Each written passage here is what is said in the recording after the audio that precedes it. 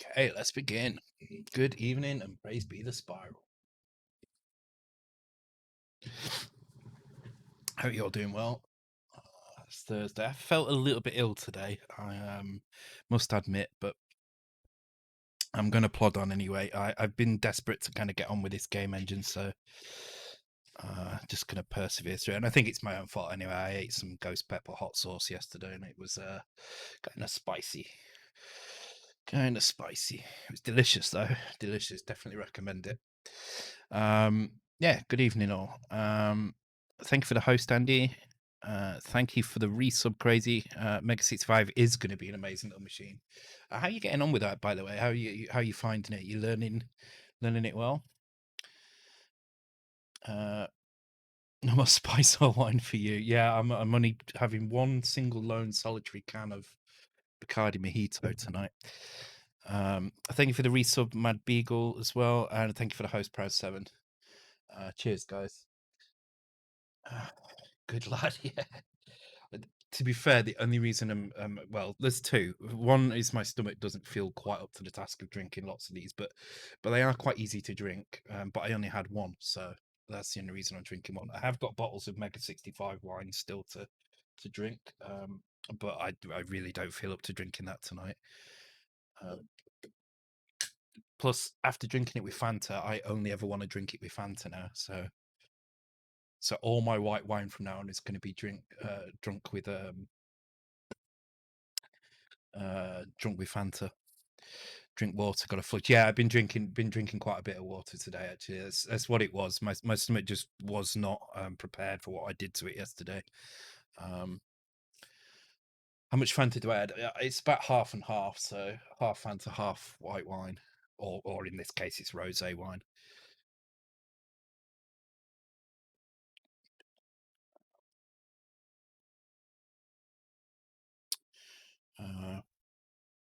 Oh, eat lasagna that late at night. Oh, pasta always needs a good 5 or 6 hours, doesn't it, to kind of settle down before you try and sleep on it. Unfortunately, it does have the effect of trying to put you to sleep as well. Pasta always makes me feel sleepy after it, but you have to fight it or else you will get stomachache. Yeah. But this sauce was it was a ghost pepper and blueberry sauce. I actually saw it on Hot Ones and I saw it on Amazon while I was browsing for other stuff. So I got a bottle of it and it's absolutely delicious, but it's quite spicy. Quite spicy. Okay. So tonight we're gonna do some more of the caching stuff. Um I did some fixes on this today and yesterday. As I said, I would be working on little bits here and there in between in between streams. I would work on whatever the next stream was going to be. I would work on that a little bit. So I did do a little bit of Game Boy music yesterday, but then after I finished that, I went and kind of sorted out the problems in the Sprite multiplexer, in the soft Sprite kind of caching system. So let me just put that on here and just show you where it's at the moment. Hopefully I've got them in the right window. There we go. And then I'll explain what I fixed and what we need to do next.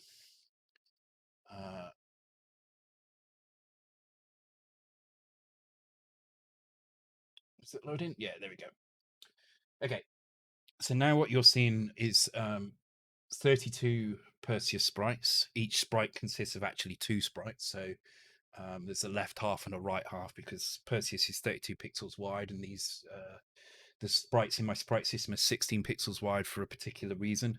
The reason being is that I don't allow dynamic widths in each row, and that allows me to keep all the go-to X's in the same place regardless of what's being put in. So I don't have to mess about kind of repositioning those. I'm only writing not quite half the data, but I'm writing less data into the rows each time. The downside, of course, is you have to deal with sprites as a kind of in kind of vertical strips instead. But the animation system I'm going to add is actually going to be what I would class as the meta sprites. So the meta sprites will be a single frame of animation on here, but it will also have the information about what frames are coming up next and how fast they're running. That's going to be what the animation system is basically. It's a way of defining a sprite as a series of strips of sprites and frames and which direction that whether they should be flipped or not, stuff like that. Thank you, Yazik YZ, for the resub, and hi to you too. Cheers. Yeah, and there's a reason for well, actually, I mean, there's always a reason to have an animation system anyway, but I'll explain what's going on here at the moment. So at the bottom of the screen, you can see some raster bars. These are the sprite copies for the most part, anyway. I think like the first 8 or so of them will be sprite copies, and then it kind of leaks over into just a normal sprite update. So, oh, thanks for the gift sub to Steps, Andy. Appreciated. Music really clashes. I should get the SID music to die down when the alerts come on. I can do that. I'll do that for next time. Yeah, so what you're seeing at the bottom is the sprite copies. So what's happening is every time a new sprite frame needs to be drawn, it's automatically being pulled. At the moment it's being forced to be. Actually, no, it's not being forced, or is it? Hang on, let me check. I don't think it is actually. Oh no, it is being forced. Yeah. So I'm forcing a recache every time a sprite is pulled. And what it's doing at the moment, it's just doing a straight copy from the sprite memory into the sprite cache memory. There's no run length encoding. There's no compression at all at the moment, and there's a reason for that. And I'll explain that in a minute when we go over the DMA stuff. So that's what's happening. But obviously, if I was to do that on all 64 sprites, because it's each code font size is small. Okay, let me put that up. There we go. If I was to do that on every single oh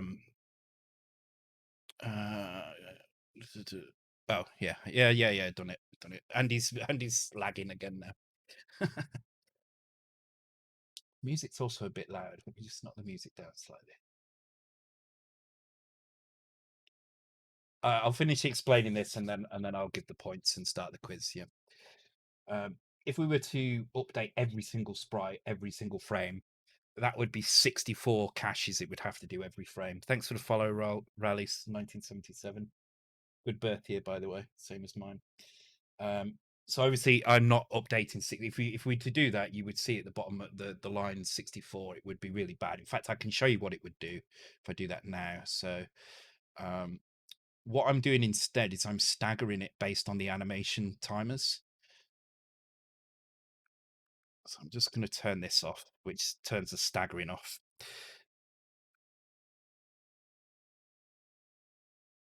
And what you'll see is the result of 64 sprites being cached every frame. Actually, not quite every frame. It'll be every 8th frame that they get cached, but they'll all get cached at the same time. So you see it's flashing because it's happening a lot, but you can see it takes almost an entire frame to do all 64, and that's quite bad. So obviously we don't want to do that. So what I'm doing instead is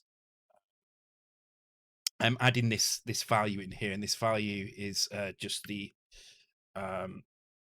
this frame test basically is a timer. So the same way we have oh, I don't know why that's incrementing twice. It's probably because I was just speeding this up. It's fine. Yeah, probably need to. This is just temporary code anyway. I was just testing some stuff out. Let me restart that with the caching, the cache staggering back on because it's kind of quite flashy, and I don't want to leave that on the screen.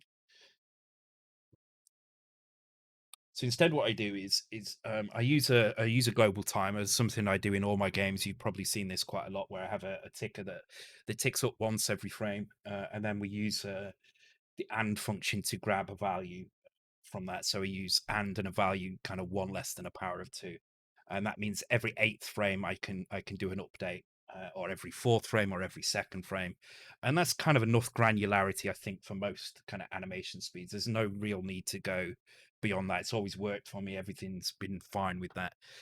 So I'm gonna stick to that. But what I do is before I actually test that value, I add the actual cache number on, or the sprite number. Sorry, should I say, not the cache number. So with 64 sprites, I just add that value to the timer, and that means that the actual updates the caches are staggered.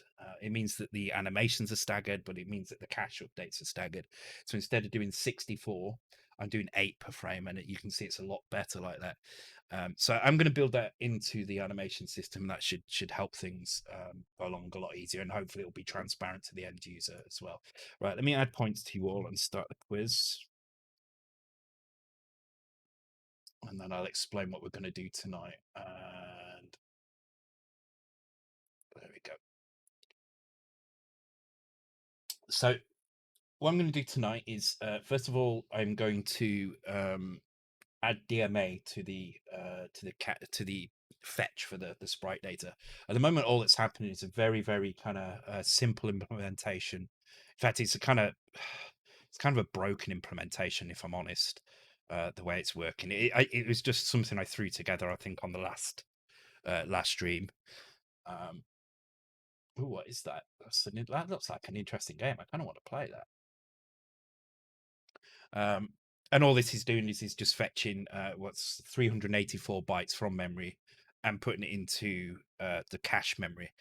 So the cache target and the cache fetch have already been set at this point, so we know where stuff is going to.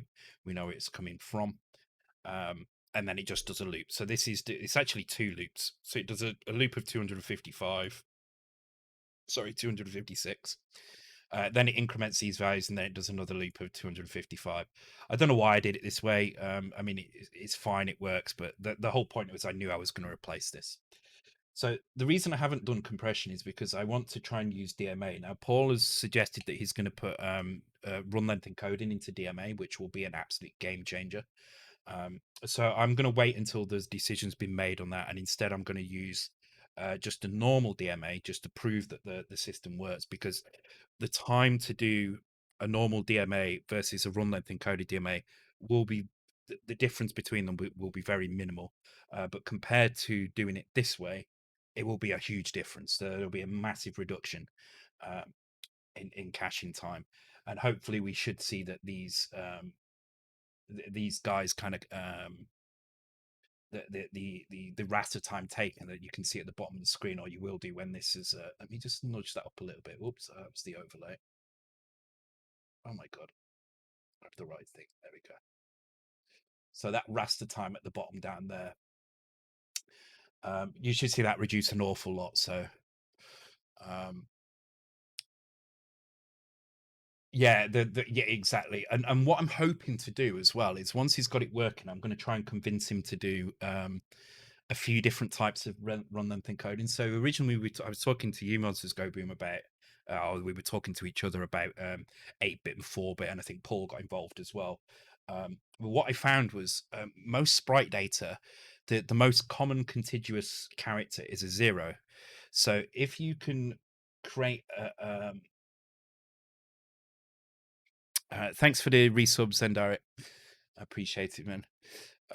Cheers. If you can create a tag in the run length encoding that encodes continuous blocks of 0 as a single byte instead of as 2 bytes, then you save even more space as well, so you can get even more reduction.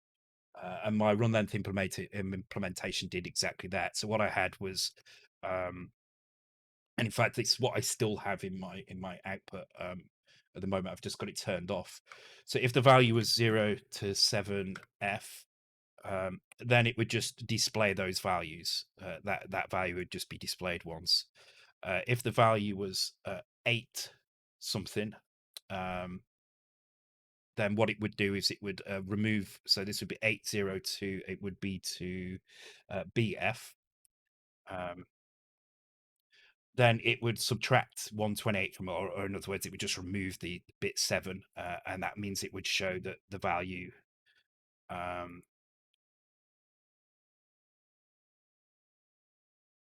Oh, hang on, no, sorry, 880, yeah, 80 to BF would be, this would be a number from 0 to 3F, and it would repeat the next byte that many times. So in other words, it would look like this. So this would be place byte 1, then it would be place 3 of byte 2, like that. And then I had a final one, which was from C0 to FF. Actually, it was FE, I think, because FF was a special case. And if you see this, it basically subtracts C0, which gives you a number from 0 to 3E. And it just means repeat. So, for instance, C3, this would just repeat zeros. So, in other words, this would be the encoding for this block of bytes here. So, it'd be 0202, and then like that. And this, because this happens frequently enough, because there's enough zeros in contiguous blocks in sprites, because generally a sprite has transparent regions around it, right? So those transparent regions tend to be broken up by the data in the middle, so you tend to have lots and lots of blocks of 0 in the middle. So this was a way of kind of reducing that data even more. So I might suggest to Paul that he creates a version of like this as well, so we can select our run length encoding schemes as well, because I know it's just going to be an option in the DMA header, which I'll explain in a minute. But yeah, that would reduce it a little bit further as well. In most cases, some cases it might not, but in my case anyway, the case of these sprites, it definitely did. So okay, so what we're going to do first is we're going to use DMA to replace this loop with something that's kind of hardware accelerated, if you like. So DMA stands for direct memory access, and it's a way in plenty of systems, actually. The Game Boy has it, for instance. We use it in the Game Boy for copying sprite data from our shadow sprite area into the real sprite area, so we can do it very quickly in the VBlank and not have to worry about wasting loads and loads of time in the VBlank doing that copy. It makes it very, very quick.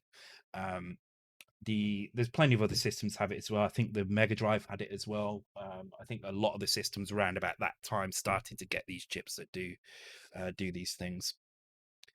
Hey, Five Sprites.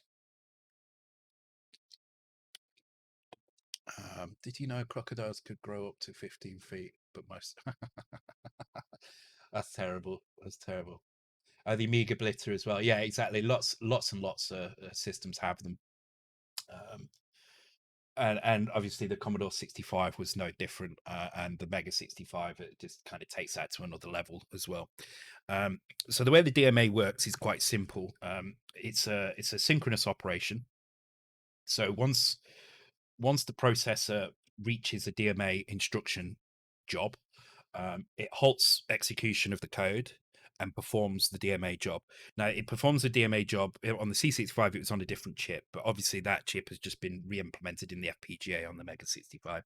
I think it's in the FPGA. I'm not sure if it's another chip or not. I know there is a second one, but I think the second chip is used for something else.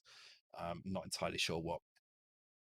And the way the DMA jobs work is by setting a couple of values in the IO RAM. Let me just find where they are. Yeah, so it's in the manual. It is in the manual under chapter 4 in the chipset reference, and it has a list of all the registers there. So they're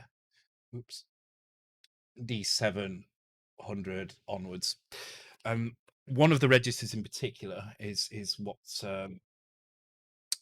triggers the job. So what you do is you set up a couple of registers. I think it's 4 registers you set up. I'll have to look in my macros because I'll copy it from here.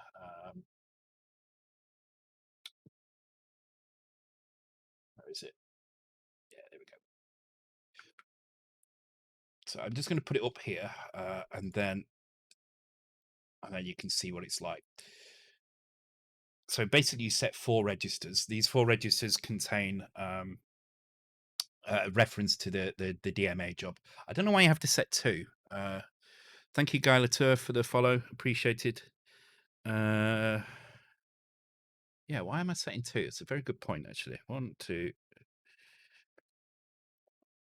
I don't know why I'm setting 2, but I always have done. Oh, because it's 24-bit address space. That's why. Okay. Okay, yeah. So you set basically a pointer to the job data, and when you set this last register here, D705. Thank you. Oh, Amok for the gift subs. Very much appreciated, Emma. Very much appreciated indeed. Congratulations to Amiga 1200, Bumbling Coda, Thalamus, the Mesh Potato, Vintage 64. Um, well done, guys, and thank you very much, Amok. Very much appreciated. Yeah, that covers it now, doesn't it? Let me slide that back down. It's better down here rather than when the races are on. And let me move that over a little bit. There we go. Hey, Sean, as well.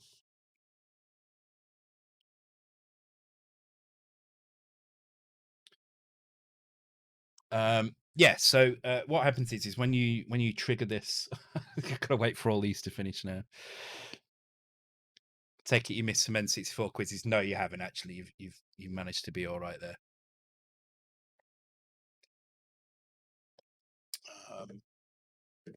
Yeah, no hype train. What's that about? Strange. I haven't seen one for a while actually. I wonder if they've changed it. Maybe they have. Yeah, anyway, just to get back to this. So when you set D705, it triggers the job. And what that does is, as I said, it pauses the execution on the CPU and transfers the execution over to the DMA Magic side of things. DMA Magic being the name of the C65 chip that handled DMA.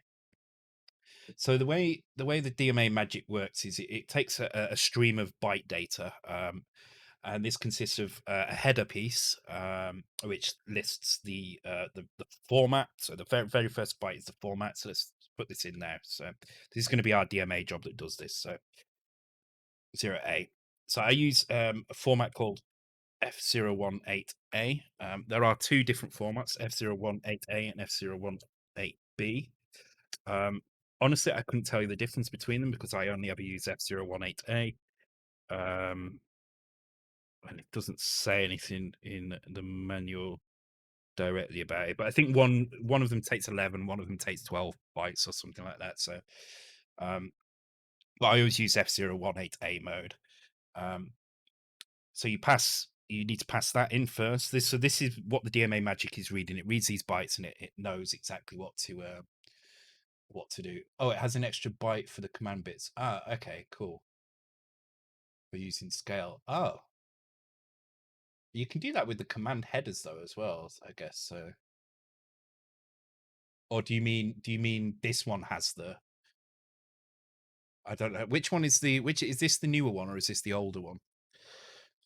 Anyway, so then at the very least you need to supply a destination and source bank. So what do I mean by bank here? Well, what I mean is I'll show you what an address looks like, and I'll explain. So 81 is our source, and 82 is our destination.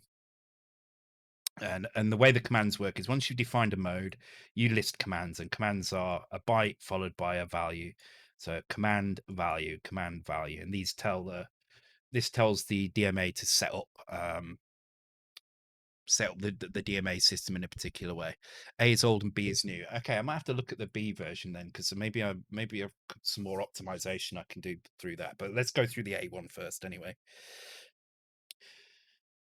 So the Mega65 has a 24-bit address space. 28-bit address space. So what does that mean? That means if you take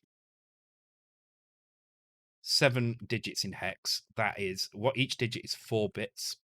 So that's 28-bit address space. Now, we're used to using just 16 bits on the C64, and the Mega65 takes it up to 28-bit.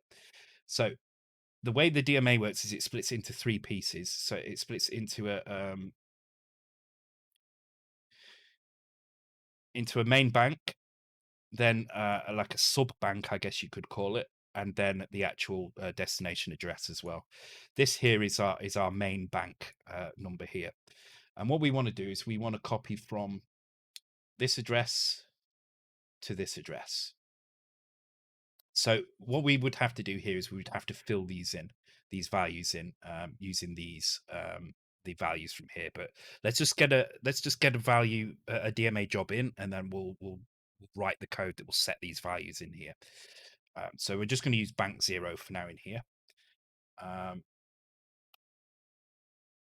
there are other commands you can put in here, and this is where the run length encoding stuff will happen. So you'll be able to flick a switch here and add run length encoding, decoding, sorry, to the DMA. There's a list in the manual of the um, current options that you can add. You can use this to change um, change how often the stepping value. So remember in basic you had 4 I equals 1 to 30 step 2 or step 3 or step 1 or step minus 1. Well, you can't go backwards through this command. You can go backwards, but it isn't through this command.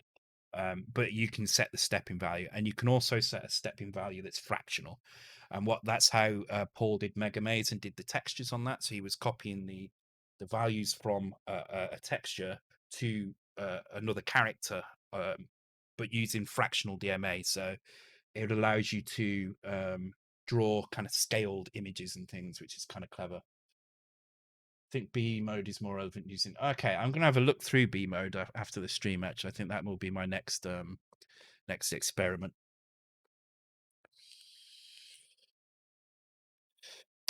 Interestingly, one of the things that has been, thank you, Blue Goblin, for the follow, appreciated. And I'm going to show you very quickly now. Paul recently added a new DMA mode. Let me find it. It's got to be here somewhere. Yeah, there we go.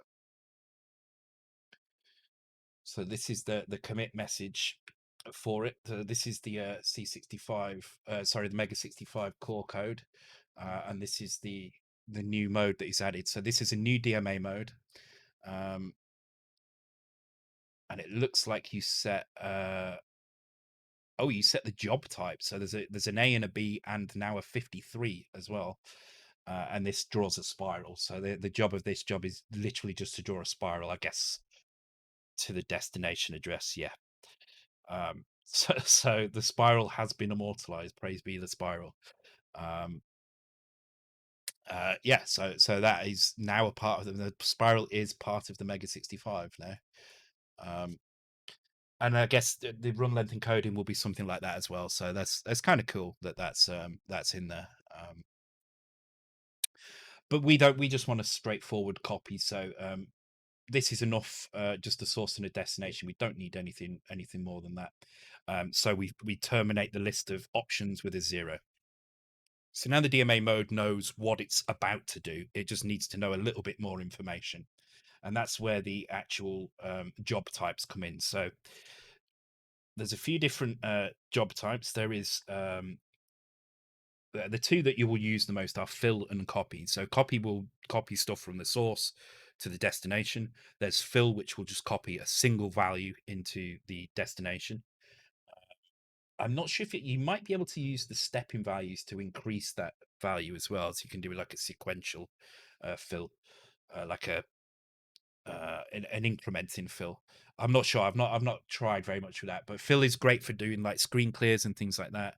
And it will clear the screen incredibly fast as well. Whereas you would use copy for something like this, where you need to copy things. So the next byte defines what that is. So 0 is actually, let me just put a marks in here so we know. So no more options. 0 is the job type, and this job type is copy. So a 0 is a copy. Now there is one other thing you can do here, which is you can set bit 3. So the job type is just the first 2 bits. You can set bit 3, and that will chain jobs. So once you've created a DMA job, you can create another DMA job that continues straight after it, and you would do that by setting bit 3 here. But we don't want to do that. We just want a single job here. So we're just going to do that. So copy and no chain. It's called DMA chaining when you do that. Okay, cool. Right. So the next thing we need to know is how long is the copy, and this is a word because you can copy up to 64 kilobytes in one go. I believe you can cross boundaries now. You didn't used to be able to, and I think it was a bug that I reported, and I think Paul fixed it. I haven't tried. No, it is fixed because it would my floppy loader wouldn't work otherwise. But you do 64 kilobytes at a time. So we want to do 384 bytes. So that's 180 in hexadecimal. This may change. I mean, at the moment, this whole Sprite cache system is built around sprites that are six high. The cache locations in memory all have exactly room for six characters high. I may, before I release this and kind of let everybody else use this, I may change it to be a bit more dynamic. So, but for now, we're just gonna do that. You've got to try that. Oh, you mean clearing the screen with Phil? Is that what you mean? Or yeah. Anyway, I fall behind the chat so much sometimes. Oh, incremental DMA. Yes. Yeah, I'm wondering if you can do that with the fills as well. I'm wondering if you can set a fill and then you probably have to explicitly set a step, a source step, and then maybe it will increment the byte as well. Um, but yeah, it might work. I've not tried it, but it might work. So this is a size of copy. So this is how many bytes we're going to copy, and this is a word. And now we set our destination, sorry, our source and our destination. So I'm actually going to put source here. I'm going to call it DMA source, just so it's easy to recognize, even though it's all going to be in the same scope anyway, and DMA dest.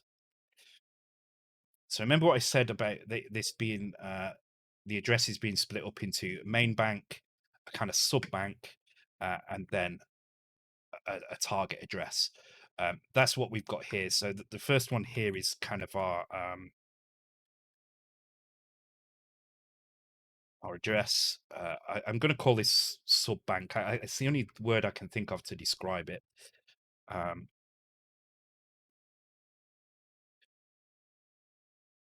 just make sure I call them banks as well up here, and then it makes more sense. There probably is a proper name for it. Yeah, the chaining is really good. So I used chaining in the Turrican demo. By the way, I released the Turrican stuff. I re-enabled the video on YouTube, and I've released the Turrican code on the Mega65 site, on the files site on there. So if you have got the if you have got the Digi, then you can probably use it. Although it is joystick control, so there's really probably not a lot you can do. I guess you can press space and turn it. I know because you can't pull down, so you can't do it. But and maybe I'll do an update that adds keyboard controls as well. Not the code, just yeah, it's just the PRG. The code is an absolute mess. I really I really didn't want to release that. Um, but it was just sitting on my drive doing nothing, so I thought I might as well release it. Cheers, Bro Sprites, very much appreciated. Um, very much appreciated. Yeah, there's. I'm usually not too fussy about messy code, but because Turrican was very, very much a learning experience, it is incredibly messy. There's a lot of stuff in there. It was never meant to be anything other than a very, very rushed prototype. So the idea was to create something. Um, it started off as just me creating something, then realized I could probably actually make this game. Um, but unfortunately, I've not been able to get licensing clearance from Factor 5. So I just thought I spoke with Deft about it, and we just released it to the file system, just so you guys can see kind of what the machine is capable of and use it. Um, how many sprites? This is there's no hardware sprites here. This is all software sprites. But there is in effect oh god, how many is it? It's quite a lot. It's 60. It's 32 characters, as in 32 animations running. But that's made up of 64 software sprites, and each one of those software sprites is made up of 6 characters themselves. So okay, take care, Monsters Go Boom. Thanks for joining. Yeah, and good luck as well. Oh, just in time. You just missed out on Entertainer. Very, very, very clever, shrewd exit there. Um, what was I saying? Yeah. Anyway, you can go and download that and try that out on the machine, and it's kind of interesting. I just noticed as well because I'm updating the sprites too early. You see the raster bars at the bottom of the screen. You can see the feet of Perseus are getting messed up, so I need to move the updates down the screen a little bit, but that's fine. That's a job for later. Um, so anyway, the thanks for the resub, True Tonis. Appreciated. Cheers. So yeah, these bytes here are the source, and we have the same for the destination.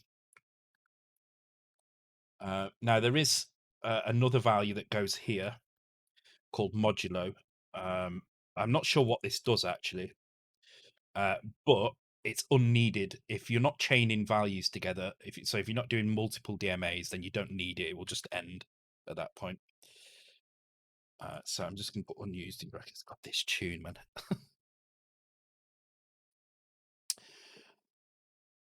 Oh, I see. That's what the bytes. That's what for the bits were because five sprites put this. I get it now.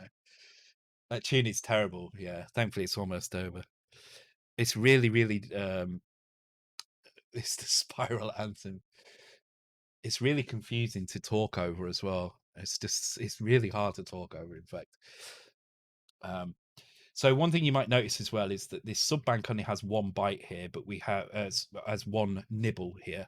But obviously a byte is made of two nibbles. It's only this lower nibble that contains the bank. The upper nibble actually contains additional information. Modulo is for the overhang of the screen, isn't it? Like a 42 char screen showing 40 chars. I don't know in DM. I don't know what it is for DMA at all. I'd need to read what it does. How many bytes to skip before fetching the next line data? Oh, maybe it's yeah. I'm not sure. I need to read what it actually does. I don't think it's actually working anyway. Because like I say, you can miss it out here, and then you could have any old crap here. So there could just be some random bytes in memory here, like you know.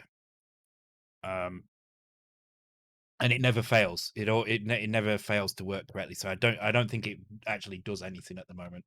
I might be wrong. It might have been changed recently, but I don't think it ever worked on the C65, and I don't think it works yet on the Mega 65. Um, so yeah, the lower nibble of this sub bank is this value here.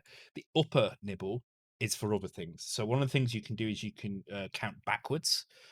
So you can start at this address and move backwards. So it's really good when you're doing screen scrolling up and down.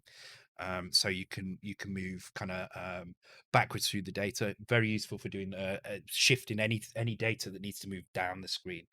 You need to move backwards through that. So I use it in Turrican. Let me just show you very quickly. Do I have the demo here? I do. Okay. So I use it in this for the waterfalls. So you'll see that the waterfalls when it gets to them. Come on. So these waterfalls here, they scroll down the screen by just shifting. I think it's about 500 bytes in memory. It shifts down the screen, but in order to do that, you have to do it backwards. Otherwise, the date would overwrite each other. So that's how I'm doing that with a backwards DMA. And those bits are set in the upper nibble of this. You can check this with the C65 manual. Very useful piece of information, actually. Let me give you a link to that. Definitely worth a read if you are doing anything on the Mega 65. Let me get a link in here to that. And in the middle of that, there is some information about how the DMA magic works, and that's where I get most of my information about the DMA magic. I might actually do a little write up for the manual based on that as well, because it is pretty good. And yeah, it shows here you can actually use it from basic as well. So um, anyway, that's basically a DMA, and that's what we want to do. But obviously, it's no good just copying from 0 to 0. That's not going to work. We can't have hard coded values here. We need values that we can change on the fly based on these values here. So that's what we're going to do here. So I'm going to first of all just comment this section out here because we don't need that. I'm going to change this to point to DMA. So instead of job pointer, it's now going to point to DMA. So this is now pointing to the correct place and will trigger this job. However, it's got the wrong information on it. So let's just comment that out and say trigger job. Sorry, not comment it out, but give it a comment. Um, what was the thinking behind the Mega 65? Is it just a modern console? Yeah, it's basically a Commodore 65. It's a Commodore 65 with some extra modes on it, but essentially it's meant to be a Commodore. Is if it's what the Commodore 65 would have been if they had released it, plus some extra modes as well. So it runs the Commodore 65 ROM. The Mega 65 the Mega 65 mode is essentially just a Commodore 65 mode that runs at 40 megahertz and has a different VIC chip, but essentially is still a Commodore 65. Uh, is it a CBM design just made now? Yes, exactly. It's the old Commodore 65 design, but it's just been um revived, if you like, and enhanced with some features for the Mega 65 mode. So the original Commodore 65 was 3.5 megahertz with bit planes and a few other things like the DMA chip and stuff, and basic 10 and more memory, and a 3.5-inch disk drive. The Mega 65 mode is basically the same thing, but they've replaced the VIC-3 with a VIC-4, which gets rid of the bit planes and brings it back to how the Commodore works with character maps and bit maps, but on steroids. And it's 40 megahertz, and has a few other nice features like 4 SIDs and things like that. So it's very, very, very powerful. Um, and yeah, so one of the reasons why I love it is the thing you see there, Carlton, is purely done in characters. There's no sprites on that screen whatsoever. That's all done in just character mode, software sprites. Because the system, the VIC-4 design is so good that it allows you to overlay multiple layers of characters on top of each other with transparency, and you can see that there. Um, you've got those sprites moving around, and then multiple layers of parallax as well at the same time. So okay, so what we need to do, we need to set some of these values. So we need to set this value here, this source bank. So I'm actually going to put some labels in here. So we're going to have source bank here, destination bank here.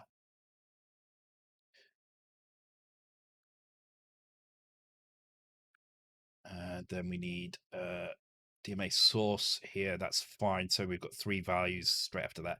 So these are the 3 areas that we need to set. So each source and destination is going to be 4 bytes each that we need to set. So why use character sprites rather than hardware sprites multiplex?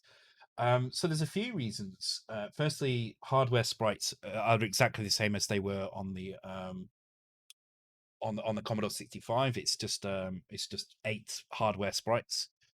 There are some advantages to using it. The modes that they have allow quite big sprites, and obviously they don't use any cycle time. But with character sprites, because of the way the overlay works, you can generate much more of them. So I can generate up to, I think it's 64 on a line I can fit, or it might be a bit less, might be 48. So I can fit 48 on a line without any flickering. Um, and also, I don't need to do any multiplexing. So the sorting, um, there is no sorting here. I'm literally just going through the list and just placing them on the screen. They're just plotted to the screen like any other character, except you have fine control over the X and Y where you place them. The other advantage with this mode as well is I have hardware flipping. So the sprites on the Mega 6, the hardware sprites are very much like the Commodore 64 sprites. There's no hardware mirroring of the sprite. Um, but there is hardware mirroring of the characters. So because this is character based, I can hardware mirror the characters and save memory by doing that. Um, yeah, it's just way more efficient. I can have bigger and more sprites, and only really a small hit to raster time. So the raster time you've seen at the bottom of the screen is because I'm basically caching every single sprite. Every time it draws a sprite, it's re-grabbing it from the cache, and it's shifting it from one place to another. And we're just going to change that to use DMA to shrink that down a little bit more. If I reduce the number of sprites, you'll see the raster time go right down. So if I do, let me just re-enable this bit, and then we'll come back to fill in the DMA in a second. I'll show you what it looks like just with so if I turn this operation on, it actually marks an image as being cached properly. And then if I put a sensible number of sprites on the screen, because you wouldn't expect to see 64 on the screen at once, so let's just do 16, which is going to be eight full size sprites here, which I would say is probably going to be around about an average for a given screen. And you'll see the raster time is much different. So the moment the raster time goes from here all the way up to here, I mean that does include drawing the map in the background as well, but you'll see the difference in a second. Why is that not compiling? What have I done wrong? Oh, I can't do that apparently. Okay, fair enough. Let me just comment that a sec. I'll fix that in a minute.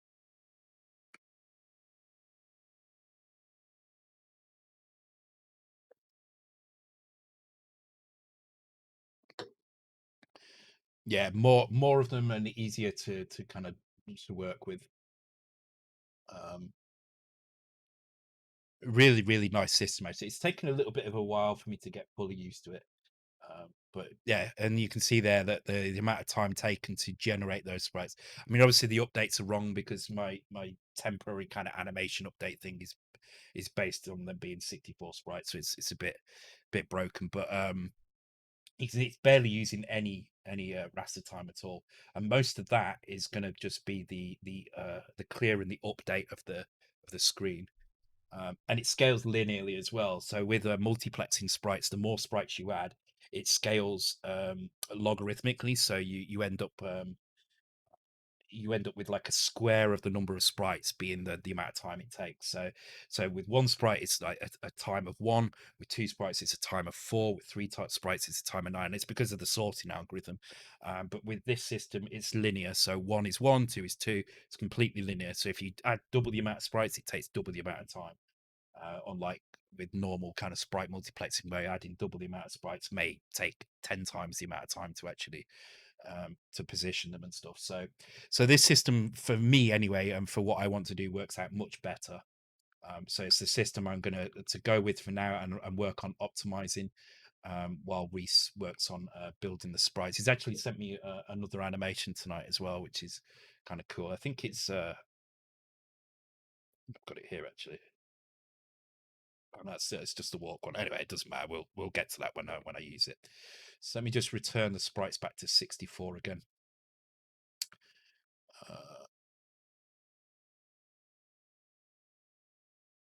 Just run it with 64 and then oops.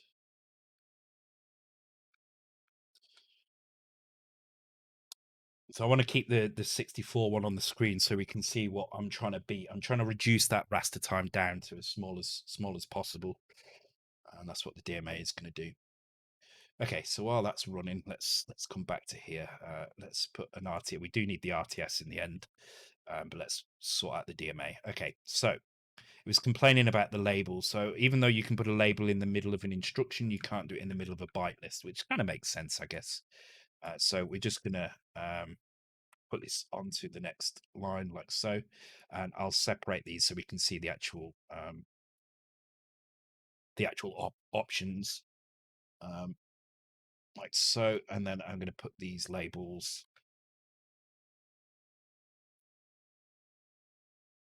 Guess I'll put it there like that. I'm just trying to make it easy for me to read as well. That's the thing I'm trying to do here. Don't you want to label before the byte? Yeah. Sorry. Yeah, I'm just trying to make it nice and easy to read. So that'll do. Because this is the byte that I need to label. So these are the things I need to change. So let's start with the source bank, work our way through. So our source is the value in this location. This is a 0-page location that we've set up.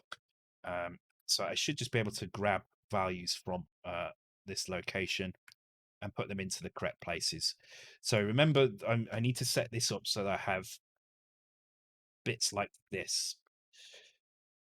So to separate that into bytes in low memory, we've got, so this is our, let me just put a comment up here. And so let's have a bank, a sub bank, our address. Now this is going to be +0 and +1 in this location. This is going to be +2, but so is this. So these two bits are +2. This is +3. So I need to take that value, and then I need to take the upper byte of +2 as well. So I think the easiest way to do this is going to be load this value from here and shift it to the right 4 times. Then OR it with that value, and that gives us this bank value here. So store that at, what's it called, source bank. There we go. And bear in mind as well, this is replacing a loop of 384 indirect with Z32-bit lookup. So this is, whatever I do here is likely to be a lot quicker than 384 lookups. Oh, it's Mega65 for a second. I thought you programmed Mega Drive 64K. You saw DMA probably. Oh, 65K. Mega. Oh, I see. Mega 60. I see. Well, there we go. The lone can of Bacardi Mojito is now dead. So I have to switch to drinking Sprite, which I'm hoping, if I still savor the flavor of the mint from the Bacardi, I can pretend that this is actually Mojito. Probably not going to work like that, but no, not at all. It just tastes like Sprite. Okay. Whatever.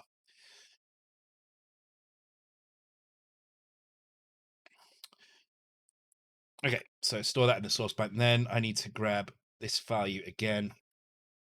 And this time I just want this bank here. And that is going to be our DMA source +2. So that's going to end up in,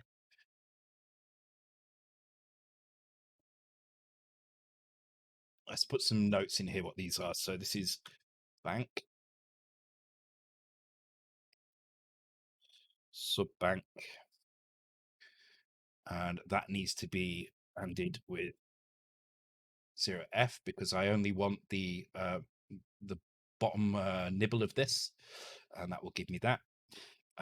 If I wanted to change any options here, and the options are listed in the DMA Magic section in the Commodore 65 manual, then I could do that here.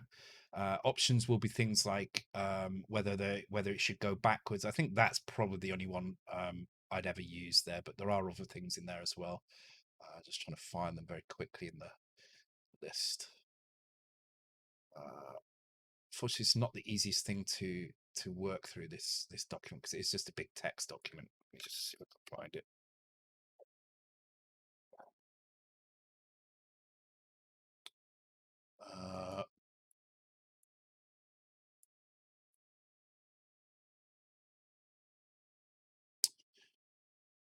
Yeah, so that has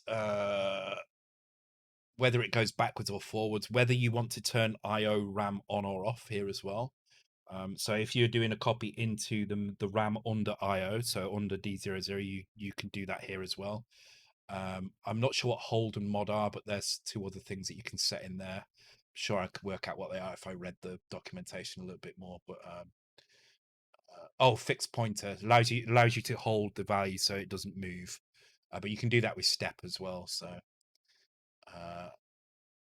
and I don't know what modulus is for source and destination. I don't know how that works. I'd need to look up exactly how that works. I think you might be right. It might be down to the way you draw rows, maybe. But we don't need it for what we do. And I'm not even sure it works. So that's our subbank. And now I need my address. And this is all source, by the way. So I'm going to write source here. and then I'm going to indent everything so it's easier to look at. Oops, there we go. I got that thing open. Yeah, there we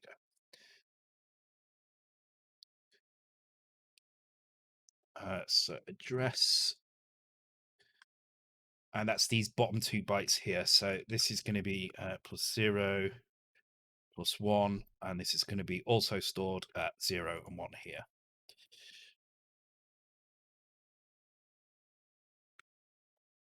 Cool. That is our source setup. So to do destination, we just copy the entire thing again. But this time we change fetch to target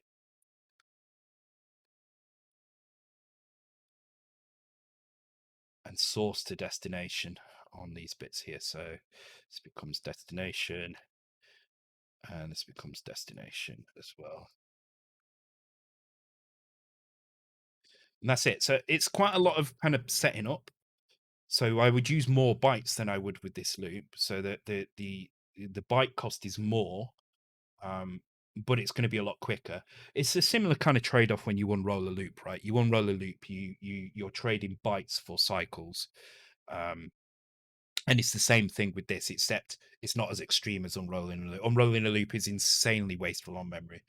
This just takes a bit more setting up than a normal loop. It's not like it kind of it wouldn't matter if this was copying 1,000 bytes or 5 bytes; it would be the same size. But with an unrolled loop, obviously, it gets bigger the more you copy. But with this, it doesn't. It's just you have to set up this DMA job, and you have to set up the destinations if you want them to be dynamic. You don't have to make them dynamic. You can have these jobs hard coded if you want, and indeed that may be an option for certain kinds of caching systems where the sprite data itself has a DMA job built into it, and you just run that. But I've got a dynamic source and a dynamic target, so it's not going to work for me. But you could have a system where whenever you unpack this sprite, it always goes into this cache slot, and that way you could include the DMA job in the actual sprite data itself. But that's not what we're doing here. We're just doing this. So finally, we just need to trigger the job. Um, and that will run this job and then exit. So I'm going to comment that one out. I'm going to just put that here. So I'm going to run this now. Hopefully we should see exactly the same thing that we can see on the screen now. Although why am I not? Oh, because I've not got the caching. Let me turn the caching, force caching back on here. So we should see the same thing, but with way less raster time than we were getting before. It should be fairly close to what we see there, just not much more than that. What's the aim anyway?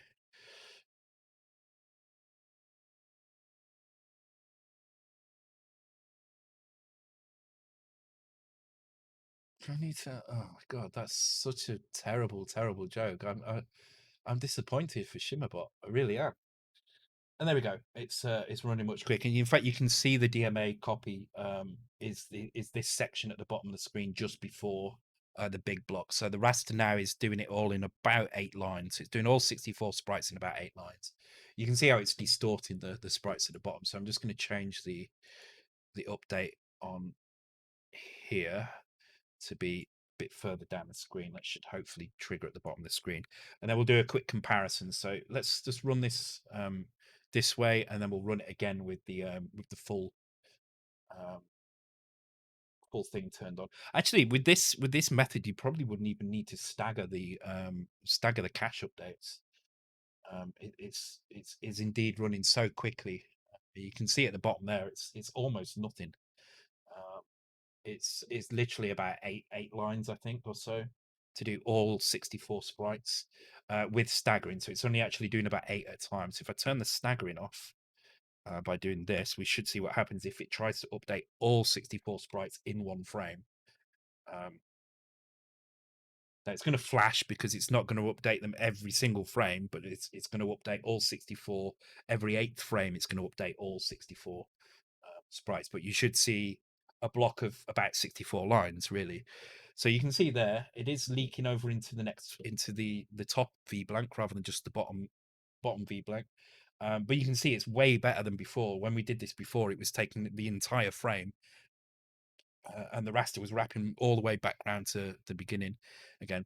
But this way we can do all 64 in the V blank quite easily. And even if I scroll the screen, you can see the V blank still manages to stay out of the kind of middle area of the screen.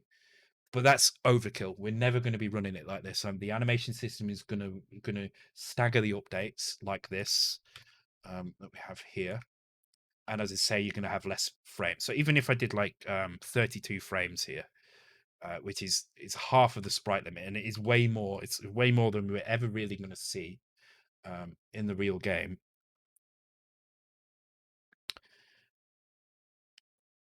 64 times 384. Yes, to 24,000 bytes every 8th frame. Yeah, and that is it's managing to do that in the V blank, which is pretty impressive. But there you can see it's updating 32 sprites, and it's doing it in a slither of time because we've staggered it now. So it's doing what do you have as calculated to 24,500 for all 64 frames. So that would be this would be updating 12,000 bytes over the course of 8 frames. So it's actually splitting it over 8 frames. So it's doing about 1,500 bytes per frame, but it's doing it in like 3 or 4 raster lines, really, really quick. And you can see now, even with scrolling, um, very rarely is it flicking over. The only time it's actually flicking is when it does a screen reset at the edge of the screen. Like if I go up and down, it will do it, but that's because the up and down isn't optimized it at all. But yeah, there you go. I mean, it's super super efficient. And there's still a couple of little things I'd like to do to this as well. I was toying with the idea of adding cache aging to this as well, which is where. So what happens at the moment? Let me just put 64 back on. What happens at the moment is when this line is enabled, if a sprite is fetched, it's an instance counter counts how many of that sprite are being shown on the screen, and at the same time, a flag is set in the index to say this is being cached. So the next time that sprite is requested, it goes and checks that flag and says yes, this sprite is already being cached. Increment its instance counter and just use the one that's already in the cache, and that's what this line does here. And the usage count just makes sure that if you stop using it, so if you change a sprite, so say you've got sprite frame 0, and you change it to sprite frame 1, sprite frame 0 then has its instance count reduced. If that instance counter reaches 0, then that means it can be used, the space that it occupied in the cache can be used by another sprite, which is useful as it stands. It's pretty good, but the age stuff is adding an extra layer to that as well. So the extra layer will be that certain sprites, it may be a global thing, but I'm going to allow it on a kind of sprite by sprite basis. When they reach a usage count of 0, they won't immediately be free to use. They'll only be free to use if there are no other sprites available, no other sprites available. So each sprite that has a usage count of 0 will have an age counter that counts up, and it will count from 0 up to 255. And when the sprite system is looking for a new sprite, it will try and find the one that has a usage count of 0. It has to have a usage count of 0. It can't use one that's already been used. And if it has a usage count of 0, is it the highest age? Is it the oldest sprite? And it will try and find the oldest sprite cache location to use. And what that means is if you've got like a walk animation like this, and all the other sprite locations are being used, um, but you've got eight sprite cache places. This is an 8 frame animation. You've got 8 cache locations. Um, the walk animation will probably stay there. It will never be uncached because the walk animation will repeat every 8 frames. It's the main character animation, so those 8 frames will always stay in the cache. Whereas something that's kind of only happens now and again, maybe an explosion or a particular kind of effect or an enemy, may be removed from the cache more often and replaced. So that will allow us to reduce the amount of caching that has to go on and be a bit more intelligent about what we fetch. Shouldn't be a difficult thing to add, and with the DMA, I really don't see it being a problem at all. I'm actually surprised how much that DMA has made a difference. It's actually crazy. Um, Bear in mind there is no compression here. The whole point of the sprite caching is to use compression. There is no compression being used at the moment, but that's because I'm going to wait for Paul to implement um, run length decoding through DMA. So the DMA will work exactly the same, um, but instead of a copy mode, there will be in here somewhere, probably this bit here maybe. There'll be a thing that tells it to enter enter DMA. I like how quickly you both went for that. Shannon, I heard of a possible rework of the Vic 4 stuff, which could even double the speed of the Mega65. I've heard that it might be getting faster. I don't think it's going to be double. Um, I know Paul is working on some stuff. The most exciting stuff that Paul is working on for me at the moment, I'm going to list um my top kind of things I'm waiting for. Number one is definitely this DMA run length decoding, because it will allow me to do the same thing to move a sprite from one area of memory into my sprite cache, but it will allow me to take compressed sprites. So at the moment, sprites are very heavy. I can fit probably about, oh, well, let's work it out actually. How many frames of this can I fit? So let's assume that I'm just going to use 64K for sprites. I'm not probably going to use 128K just for sprites, but let's assume I use 64K. Each one of these sprites is 384, and the Perseus sprite itself consists of two of these. And each one of those needs, each one of these sprites needs a 64 byte blank space before it. So I need to add another 128 here. Oops. 384 times 2 plus 128. So 896 bytes. That's how many bytes one frame of Perseus takes up. So if I take 64K and divide that by, it wasn't that, was it? I can't remember the number. 896. We get about 73 frames. So we're looking at about 73 frames I can fit into 64K.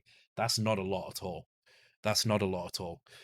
Now, I am going to use 128K probably. So I mean, it's still, I still need to work out based on the character map sizes, the map sizes, and things like that, and where and how the music is going to work. But we're probably looking at around about the space here is 146 sprites.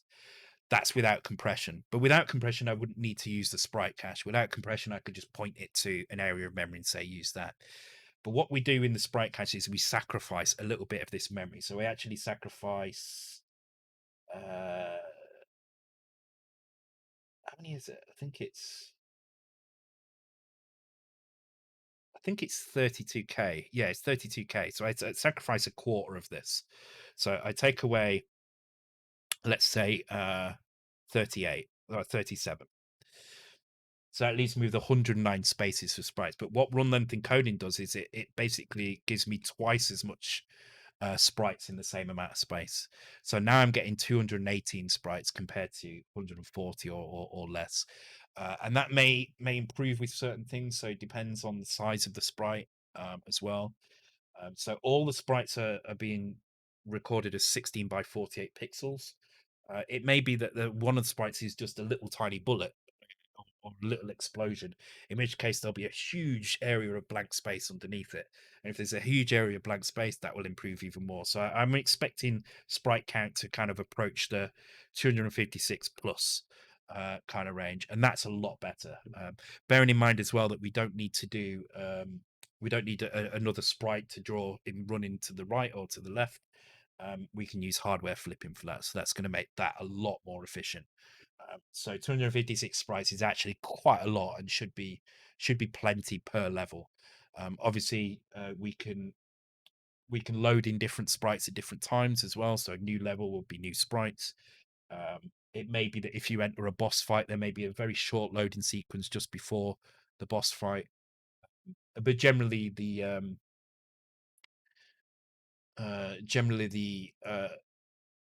sprite count should be enough, I think. The other advantage of this system, of course, is that with sprites this big and this plentiful, you can have really huge boss sprites as well. because obviously joining the sprites together is fine. Sprite priority works exactly like it does on the C64 in that the sprites sprite 0, and the sprites, the number of the sprite dictates where they are in the order. It's got nothing to do with the rendering order. It's entirely based on what number sprite the sprite is, and again, that doesn't need any sorting. That's all automatic. Hey Promus, welcome. Okay, cool. Let's get all the sprites back on the screen again. I've got 64 there now. Let's turn all my caching on properly, because this is working now, so I can get rid of this chunk here. And the other thing I'm going to do as well is I am going to allow different types of compression here as well. So it may be, for instance, with a boss sprite. So if you imagine a boss, and the boss is maybe, I don't know, 48 sprites in size, like 48 of these 16 by 48 sprites. That's a lot of sprites, right? Um, but it's only ever going to be loaded in once, really. You're going to load in the sprite once. It's going to be cached. You kill it, and then it dies, and it's uncached. So for something like that, you might say, well, why don't we compress that even harder? Why don't we just have a slightly bigger hit as the boss loads, um, and use a very very aggressive compression routine for it? And so that's what I've kind of got in here. So I'm going to allow different compression types. So there's going to be no compression, which is what this one is. There's going to be run length encoded compression, which will the DMA will use. Then there may be some kind of LZW type compression, like XMIs and stuff. Um, so that's what I'm going to try and implement it here. And then that would mean if we do use 48 sprites for the boss, they can probably take up even less room than normal sprites, and so I can have more frames of the boss. Obviously, as well, with a 48 sprite boss, you wouldn't have all 48 sprites animating all the time. So I see you've constructed a new game engine. Your skills are complete. Indeed, you are as powerful as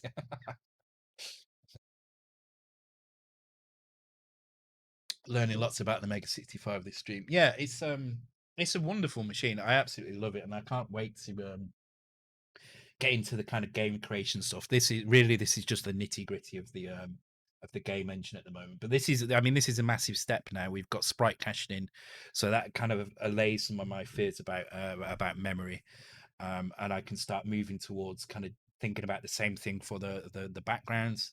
So one of the problems we've got actually is if you look at the backgrounds, right, the parallax is brilliant on the horizontal mode. You're actually seeing 6 layers of, well, technically you're seeing 7 layers of parallax here. So there's 3 kind of background layers that you can quite plainly see. There's a 4th background layer which is completely static, which you can barely see. You can probably just about see clouds at the top that aren't moving. Then there's the kind of weird hood which is kind of cropped at the top. That's another 5th layer, and then there's the sprite layer itself, which is actually 384 layers, but kind of treated as a single layer. So what you're seeing is 7 layers. 6 of them are actually being redrawn at various points, and if I move up and down, that's when you start seeing the big hit. Actually, you see the corruption as I go off the edge of the map data. So let me just reload that so the map data comes back. So the up and down is heavy, is a heavy hit on the processor. But the way I'm going to overcome that is, firstly, the hood is not going to be a character layer. The hood is going to be hardware sprites. Um, the reason for that is just because I don't have to scroll it, so I can move wherever I want on the screen, and I never have to scroll that layer. You see at the moment that hood layer is moving around like crazy. So in order to get that hood layer to work, I would have to scroll that against the vertical scroll to keep it steady. Same as I do when I'm kind of moving everything else at the same time as well. I'd have to do that on that. So that would be one saving of using hardware sprites.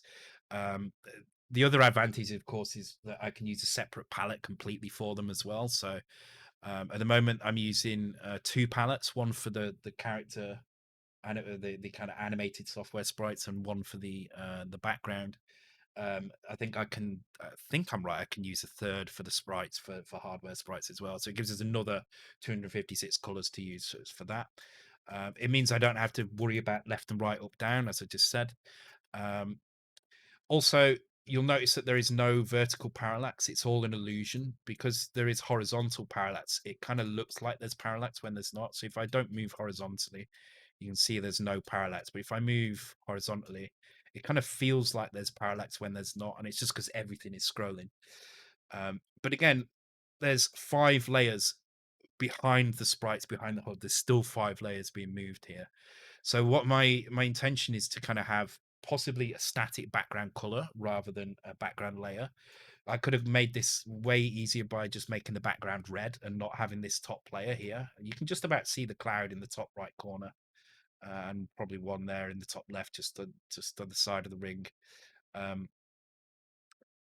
and that's a static layer. I mean, it does scroll vertically. Everything, whenever you move vertically, it moves. Everything moves vertically at the same time. So I'm looking this way because I've got it on my TV here as well, just in case you wonder why I'm doing that. I'll focus on that version up there maybe. Um, so I can get rid of that, replace that with a static layer. That brings us down to 4 layers. So now already I've reduced the vertical kind of update by 20%, and I think I can remove maybe one more layer from the background, so reduce it by 40%. Then that leaves us with a foreground and 2 parallax layers in the background, um, which is going to be fine. You can see when I move up and down, you can see the raster update is leaking out of the V blank, and using maybe how many lines would I say that? It's probably about 40 raster lines in there. So by reducing the number of layers that are going on here, that will be reduced heavily and should keep everything within the V blank. Also, this number of sprites also means that stuff leaks over as well. So if I was to reduce the sprites down to like 8 or so, we would see a lot less.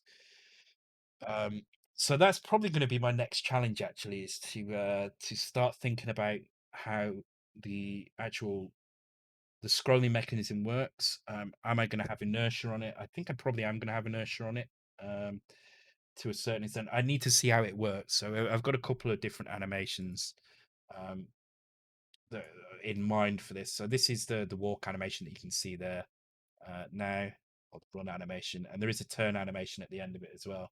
So unlike a lot of Commodore games where you will have the guy run and then he'll just flick to the other direction, this actually has a turn animation on it, and the turn animation also shows him changing hands with the gun as well, um, to kind of explain away the fact that he's always holding the gun on a visible side of his body. So, um, but it's used in quite a lot of games. That kind of animation. So we're going to go with that, and that's going to probably lend itself well to a bit of inertia as we turn. Um, I mean, there certainly will probably be inertia in the character movement itself, and I think if you've got inertia in the character movement, it makes sense to have a little bit of inertia on the screen scroll as well. And I just think I think games that scroll the screen inertially around the player feel a lot better than games that don't. So I think we're going to go with that. The other thing we're going to do is have a flashback type mechanism where you can grab onto ledges and pull yourself up. That's nice because it lends to kind of jumping puzzles. It makes platforming a little bit more interesting when you've got to kind of think, oh, do I need to do a running jump here, or I don't even know if running jump is going to change the length of the jump. We need to work on that as well. Um, but I think that's what Stoker might be working on next. So I think my next job is going to be to work out the scroller. It's going to be to add collision in as well. So we're actually going to create a player. So I'm going to need the animation system. So I think that's probably the very, very next step, is to actually create a proper animation system. So as I said, the animation system, we're going to be able to define um, a group of sprites and the frames that make up the animation for that group of sprites at this moment in time. And then there'll be some animation definitions as well. So you'll be able to define a ton of animations somewhere, which will just be a list of kind of sprite frames and stuff. and then you'll be able to assign them to animation kind of instances, if you like. So each one of these would be an animation instance. So we'll have the ability to show as many animation instances as we want, because I want the number of sprites to be variable in this. Um, but yeah, the animation system will allow me to say, okay, this is an animation that plays as is these 8 frames at this speed, um, and just continue doing that on a loop. Or it might say play these 4 frames, and then when you've played these 4 frames, load in this next animation and flip it. So, for instance, the turn animation would be, okay, play these 3, 4, 5, 6, play these 6 frames, and then when you finish playing these 6 frames, load the walking animation again, but flip it. So there'll be a little kind of bit of a, not a scripting system as such, but a kind of an animation queue, if you like. So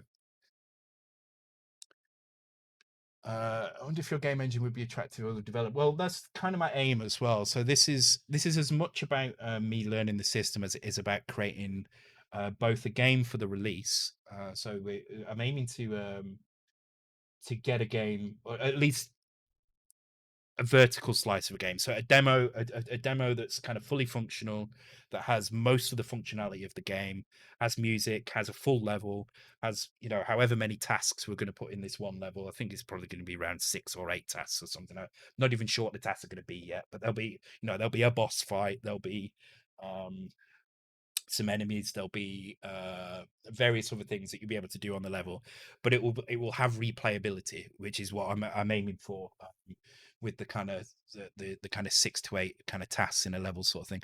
Thank you for the follow, Gary and Kellis. Welcome to the stream. um so as well as kind of doing that and creating something that we can release with the machine, or kind of shortly after the machine comes out, or shortly before, whatever.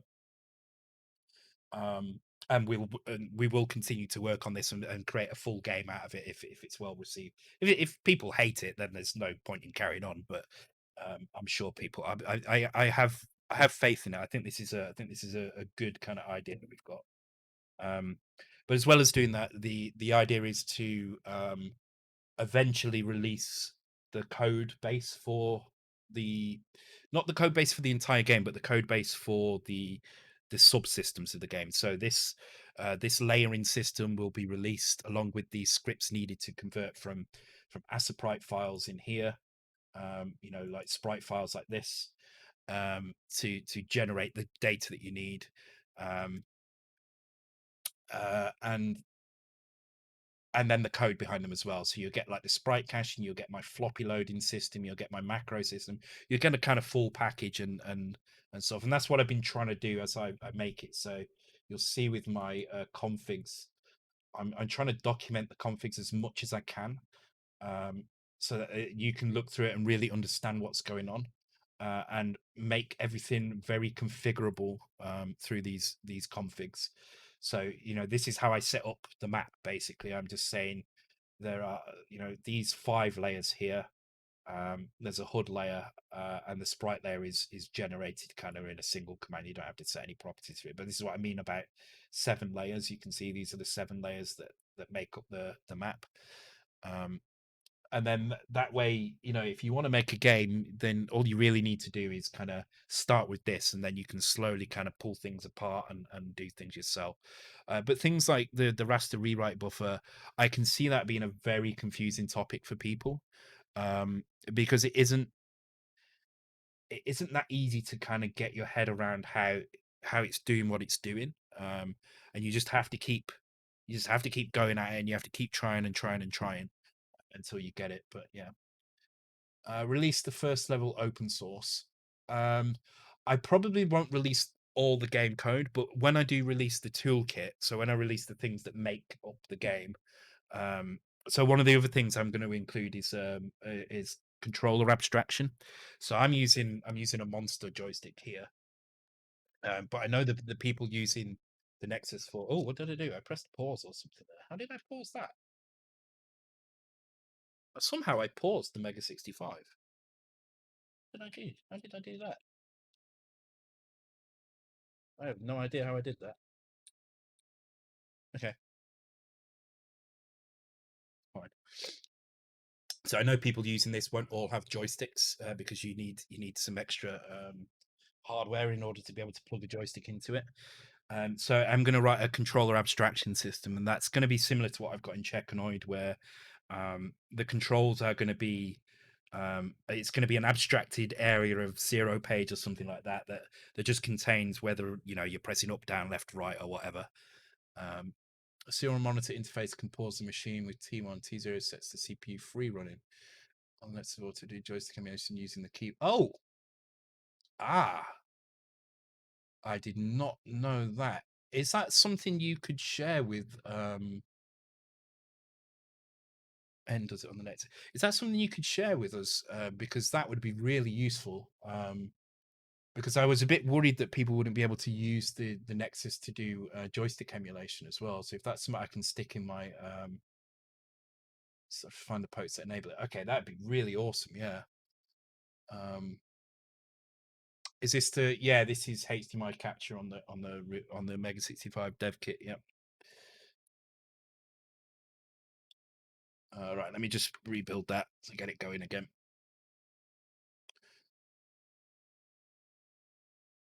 But just saying, Paul, as well. I don't know if you heard earlier as well that the DMA stuff for sprite caching is amazing. So this is let me just turn the caching on. Force the caching. So where is it again? I've lost it. There it is. So if I've got a staggered update. So if I turn this, I'll leave the staggered update on, but basically there's 64 sprites being grabbed from memory and put somewhere else. I'm not using any compression at all at the moment, but it's just saying that the DMA makes a huge difference. So if we can get run length decoding into the DMA, that would be incredible. I'd be so happy with that. As I say, I was saying before, actually, my most anticipated feature is that, I think. And then the next most anticipated feature is probably your rework of the CPU architecture or the memory pipelining architecture, which could open up a little bit more CPU chip RAM as well. It'd be incredible.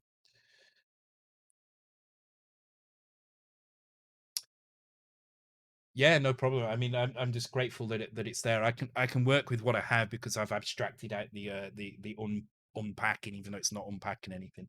So it's a trivial job to change that at the moment. So I wish I knew how to do VHDL, and then I could help out a little bit. But unfortunately, I have no clue what to do. I mean, I guess I could learn it, but busy learning Mega65. But yeah, that those lines down at the bottom before the big block, there's about 8 lines, I think, of color there. That's all these sprites caches unpacking into memory, staggered over 8 frames, but it's unpacking over 24K of sprite data into a sprite cache area very, very quickly. So okay, cool.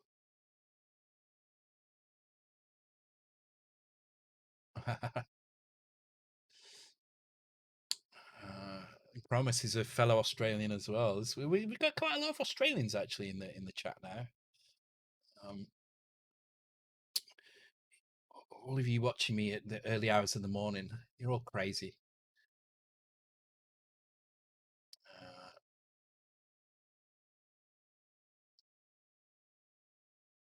Yeah, yeah. Because they're awake at this ungodly hour. Yeah.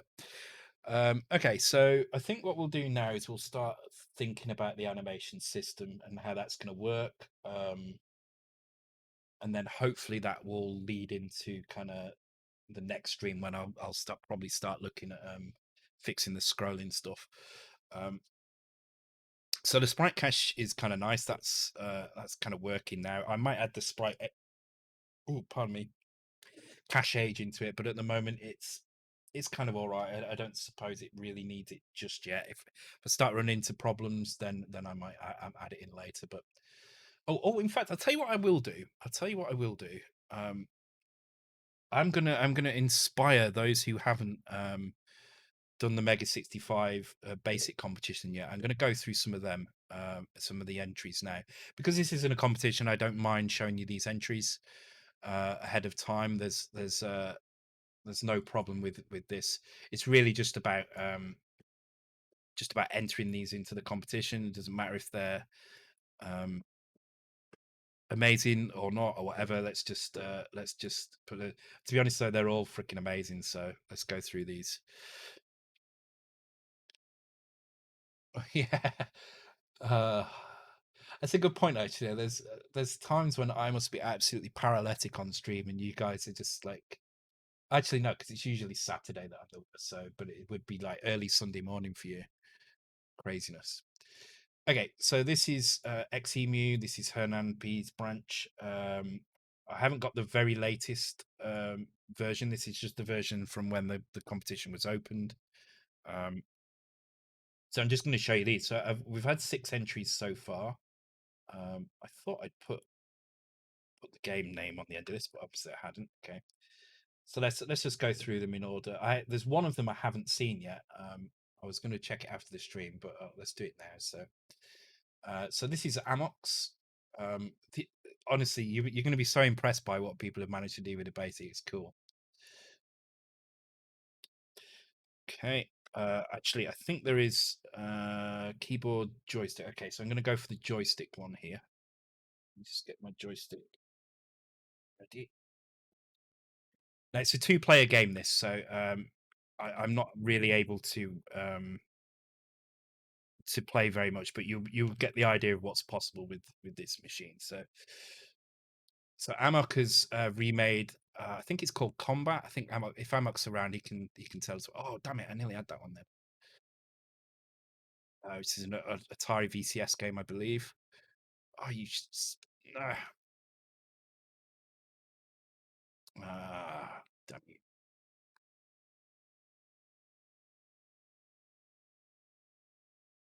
man! It's damn hard though.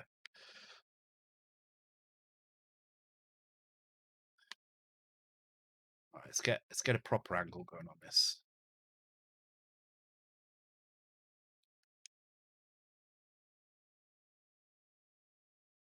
Oh man, I have managed to kill things. Oh, you.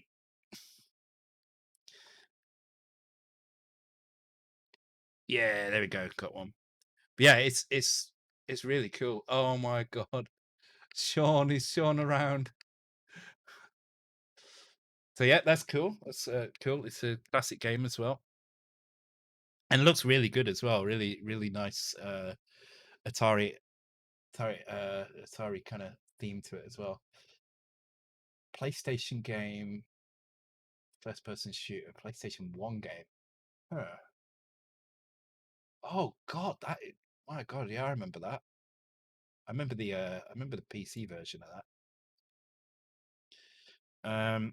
Okay, so let's reset that now. But yeah, really cool job there. I mean, they're all brilliant. Every single one of them is brilliant. So um,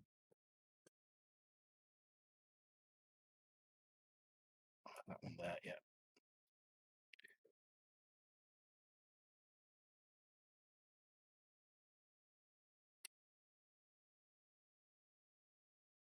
So this is Heinz's game. I don't know if Heinz is around right now. Uh,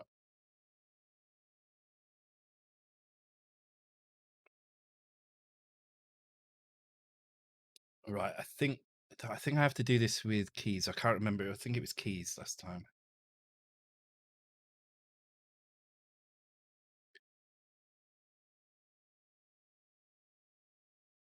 Or is it joystick? Maybe it is joystick. Yeah, it is joystick. Okay.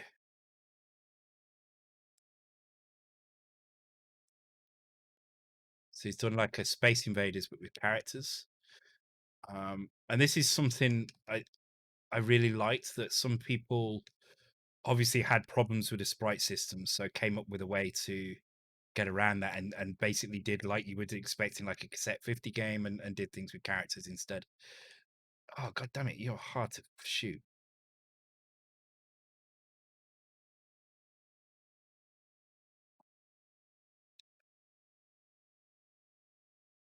There we go.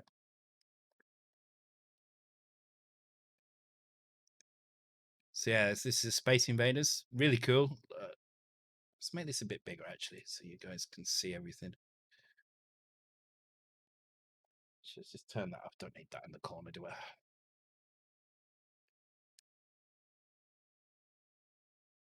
But yeah, awesome. You know, it's got working score. It's got everything's working. It's nice. And again, these are all basic. I mean, all I've done is kind of tested them in that I've typed a list just to see that it's not a shed load of data statements. And so far they are. This one is top trumps, which I seem to be unable to lose at. So let's see if you guys can do it. So let's go with a consensus vote on this one and see what people win the same as I was doing. So this is Logica did a top trumps game, text-based top trumps. So this is how many cards you've got, how many cards the opponent has got, and basically what your card is. So what option would you pick there on the C65? I think I'd probably go for colors. I think here 3, yeah. Yeah, who win? It was against the ZX80 with 2 colors. So this is Vic 20. Oh, this is a tricky one. I guess you'd go for year, wouldn't you? Here, because it's going to be earlier than the other ones. Yeah, let's go for year. I think. Yeah, against the Amiga, so definitely won that one. C64, so 64 has 1982 is still failure, and we've already had. I'm gonna go a year again here, but yeah. Oh well, yeah. Let's go. What SP says colors. So. Oh no, we lost against that one.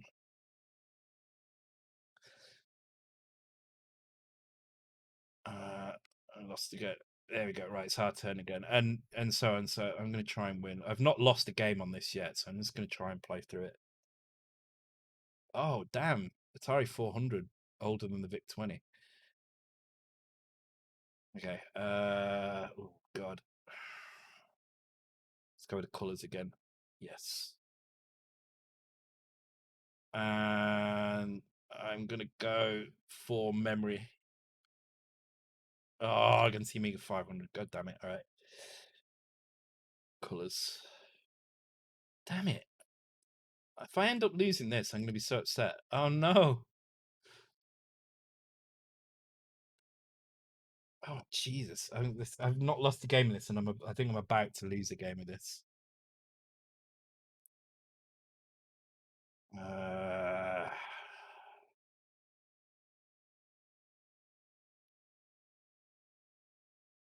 oh no!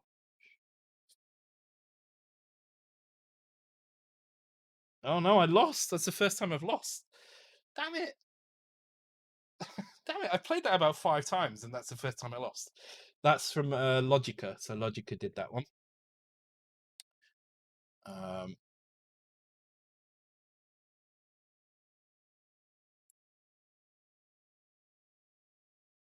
right. So this is MV Gamer. If MV Gamer is around. But yeah, hopefully this inspires those who are still kind of wondering whether they should submit or not to submit. But you can see people have made some amazing stuff, and I'll make all these available after Saturday. So everybody who enters will get a fair entry into the prize draw. It is a prize draw. There's no judge to the competition at all.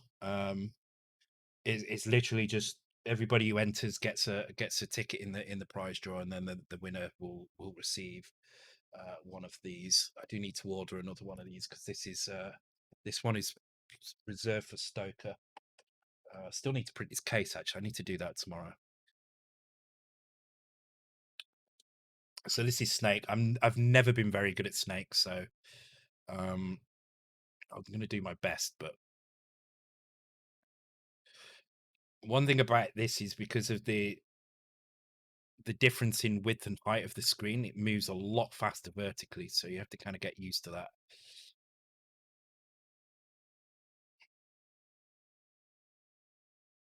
But oh, I hit myself. I went back on myself. See, this is why I'm going to try another go.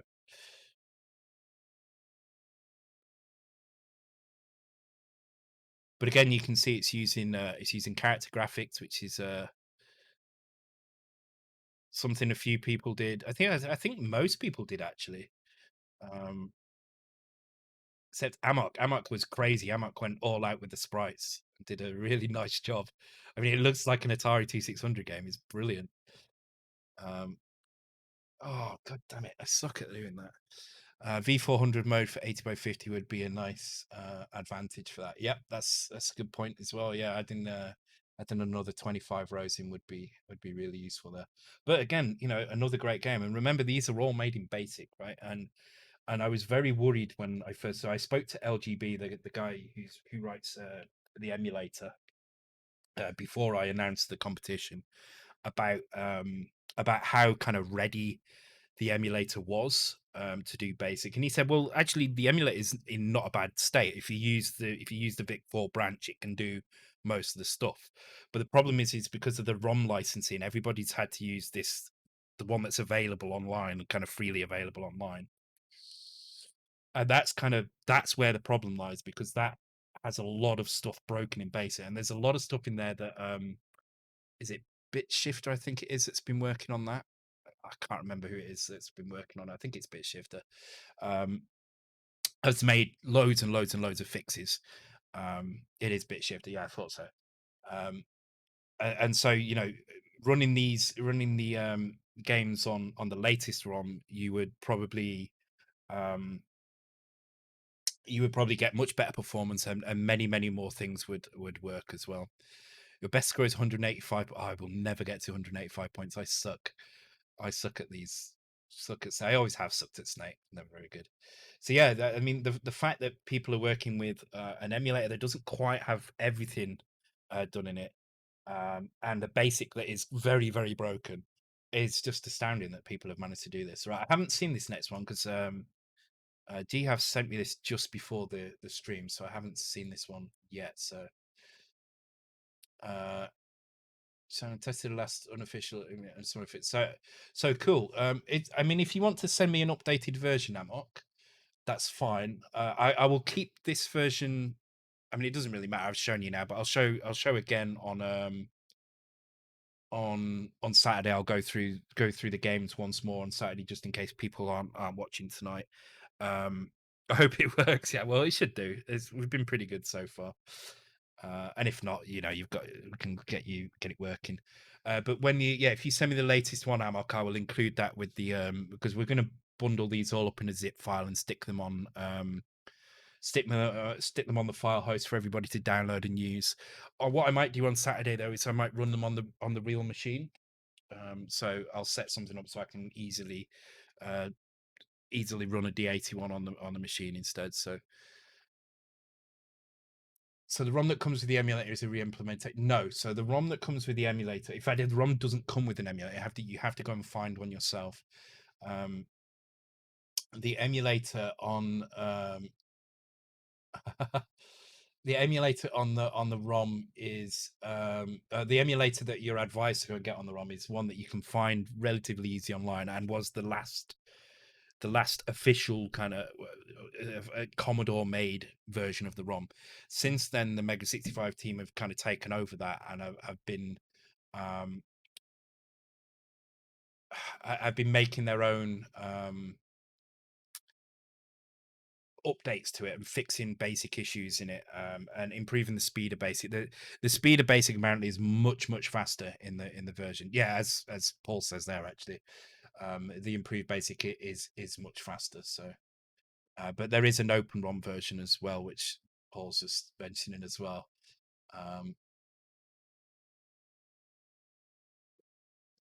Around 3 times faster for some things. Wow. Okay. I guess that's a lot of that's probably down to array manipulation and stuff, isn't it? Because I imagine the array manipulation was pretty poor. It's always one of those things that improves. So 2 bits, yeah, I can imagine. It's one of those things that improves over the. You kind of make a basic implementation first, and then it's kind of like this sprite caching implementation. Get it working first, but because it's working with kind of array data sets, it can be tricky to kind of optimize it. So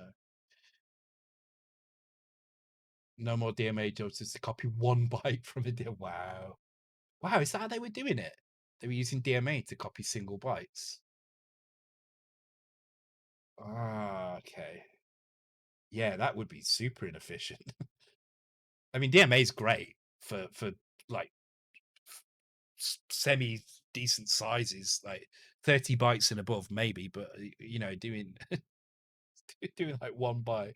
But I guess if you didn't have a way to read something in high memory, that's the only way to do it, right? So, right, okay, right. Let's do this G house game. So this is, I believe it's Breakout, and I believe, okay, yeah. But yeah, I'll make sure these are all shared after Saturday, so everybody will have access to these, and you can use it as a learning experience. And also, this means that the Mega65 team will have some basic programs that they can run, and kind of test performance on things. So the performance we're seeing right now in the emulator, on this particular ROM 911001, will be much slower than the current version. So these are very useful. This is why I did this competition. It's not just about finding some kind of inane task for you guys to do, but it's about giving you the experience of the machine, getting you familiar with the basic of it, because it's kind of cool, um, but also to give the Mega 65 community something to work on, and something to use as a kind of guide when they're updating things. So, oh, there you go. We'd love the authors to provide commentary on the listings to include them. Oh, okay, yeah, that would be cool. So there you go. You can be immortalized in the Mega 65 basic cookbook if you want to. Thank you for the follow, Scripsy. Welcome to the stream. Hope you're doing well. Okay, I've loaded it now. Let's try running it. Cool. Okay, joystick port 1 or right control. Use 5 numpad 4 or 5. Right. Well, I don't have a numpad, so I'll have to use this. I hope this is in. Yes, it is. Awesome. Oh man, this is good. It feels really smooth as well. Oh shit, this is really nice.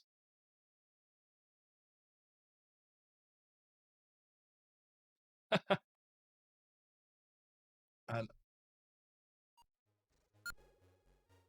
let me just pause the music, because there is sound here as well. Oh, damn it. I think some of the other ones have sound as well, but this is the first one I've actually heard over the music. So, but this is really nice, and this is basic. So it just shows the power of the Mega 65 is such that you can write kind of half decent games in just basic. So, oh, there's a bit of a stick on the joystick there. That might be this though. So, yeah, I mean, oh Jesus Christ! Oh, wow, like seriously, guys, you've knocked it out of the park with these games.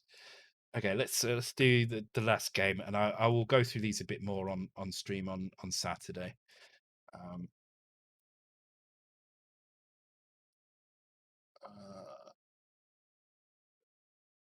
have we done any latex? What's latex?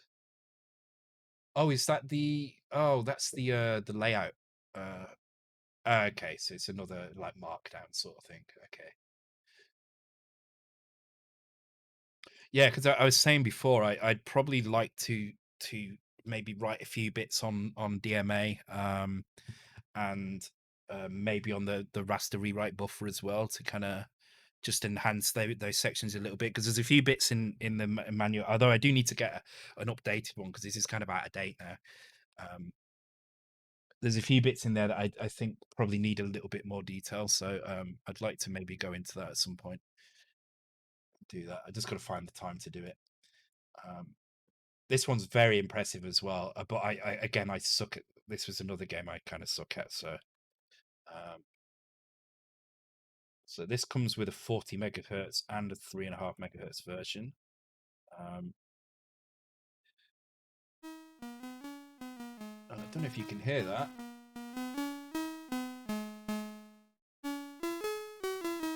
He's got music in it.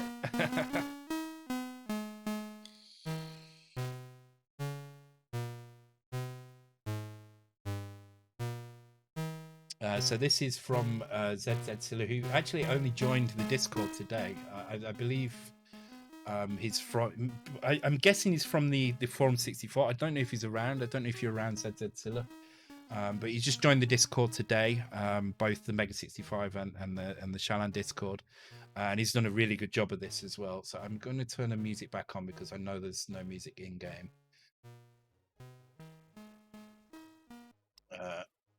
Because up down, right? Okay. Oops, you've got to be really careful. It can be a bit sudden if you're not too careful. Oh, damn it! You just got to like lightly tap. Oh, damn it! All right. All right, let's. That's a bust. Let's go. Let's go. This. Oh no! See, it's a bit sensitive, and that's not going to go in there either, is it? Damn it!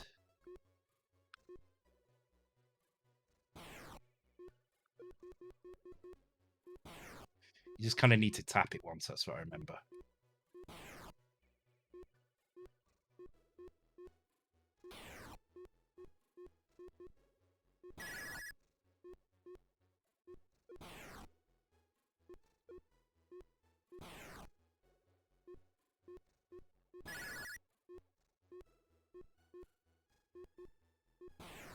Shit! All right.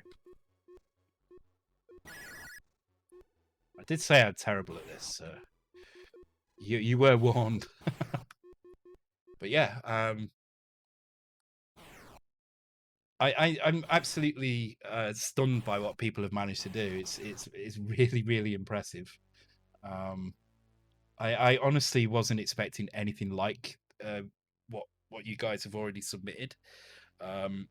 Especially after the first week when people were really struggling to get anything out of the machine. I was kind of a bit worried that we weren't going to see. I wasn't going to see anything. And then the first game I got was the top trumps, and I thought, okay, yeah, people are managing to do stuff. That's pretty cool. And then I got the Space Invaders game, and I was like, okay, and they just kept on coming. And I'm really pleased with them. Really pleased with them. You guys should be really proud. You've all done an amazing job with a very kind of limited version of the basic, very kind of broken version of the basic. Really impressive. I've not tested these on the latest ROMs. I will do that on Saturday. I will test them on my actual dev kit, so you can see them running on the latest ROMs as well. Hopefully everything runs fine. It should do. But yeah, I mean, really good. Really impressed. I'll actually stick a video of this part of the stream onto YouTube tomorrow, just to show the first crop of games from this, because I think it's probably worth sharing with everybody. So I'll just release a snippet of this video, it's like half an hour or something. Your only complaint is my playing. Yeah, don't judge my gameplay, and I'm really bad. So, but yeah, I mean, if this is what you guys can do in basic with the limitations, I'm really looking forward to April's challenge, which is going to be to write something in assembly. So, um, so yeah, that just to give you a heads up, so this Saturday is going to be the prize draw for this. So at the moment we've got 6 entries. I believe there's another 1 or 2 coming, at least. There may be more. So that will be on Saturday, and then sometime within the first week of March, I will announce. Yeah, I'll do the draw on at midnight on Saturday. Sometime in the first week of March, I will announce the next competition, and it will be a competition. This one. Oh, thank you for that, Amok, as well. Amok just sent me the version with the fix in it. Excellent. Cool. What was I saying? Yeah, there'll be another competition in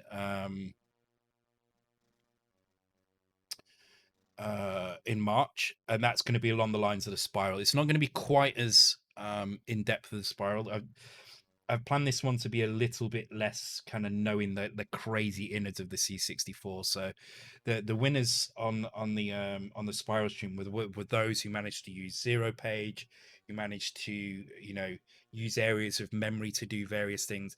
That's the kind of knowledge of the C64 that made that task very in depth, and it kind of depended on how much you knew about the C64, depended on how many more bytes you managed to shave out of it. So um, this next task is going to be a little bit less than that. I've already shared the idea with Andy.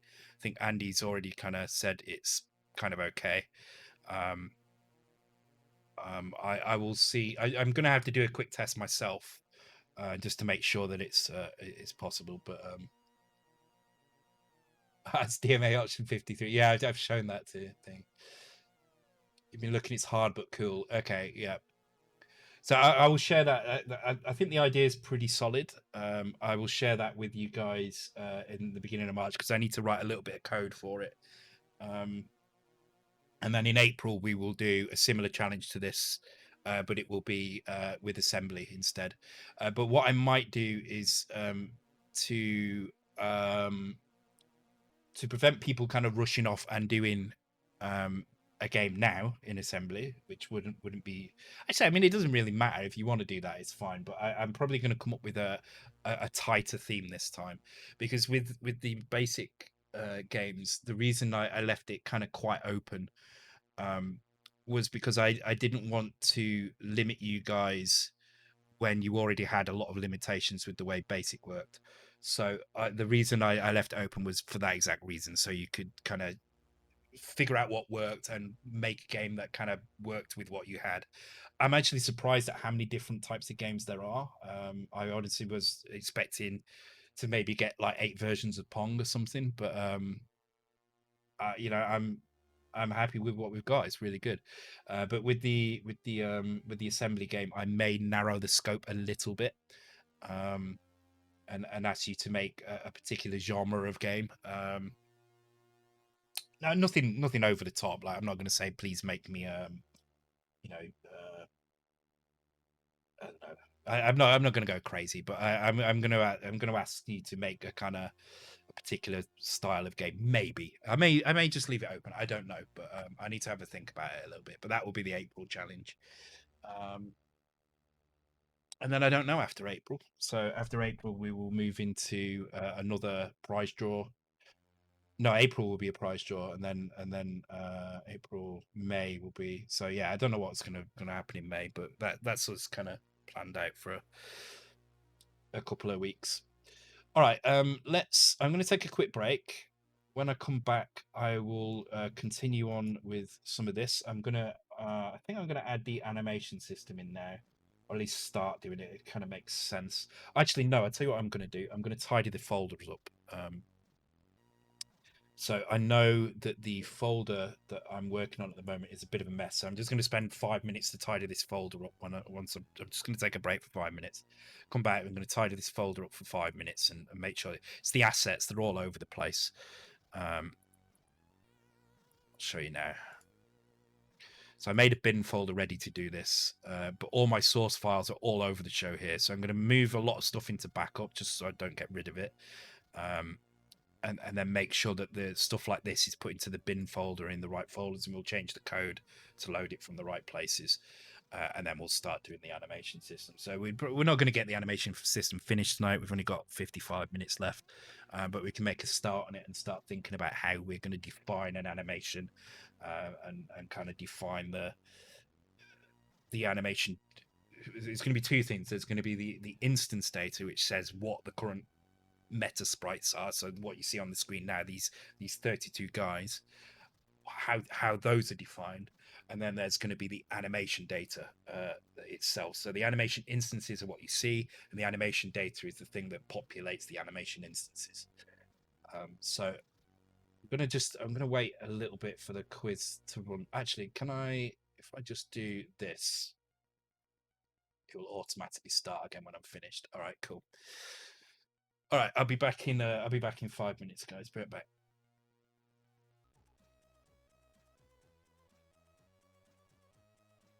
Right, I'm back. So let's go ahead and move some of these pieces of code around.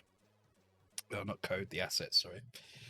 So to do that, I'm going to work my way through the make file first, because this is where a lot of the stuff is written to the disk.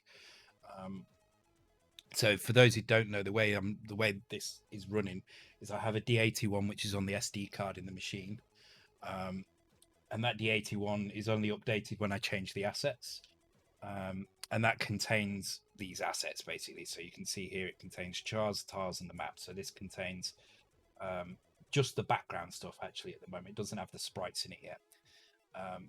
And so those are written to a D81 file, and I keep that in the machine. And then when I compile, a PRG is created and deployed, and that will basically, the PRG loads stuff from the D81.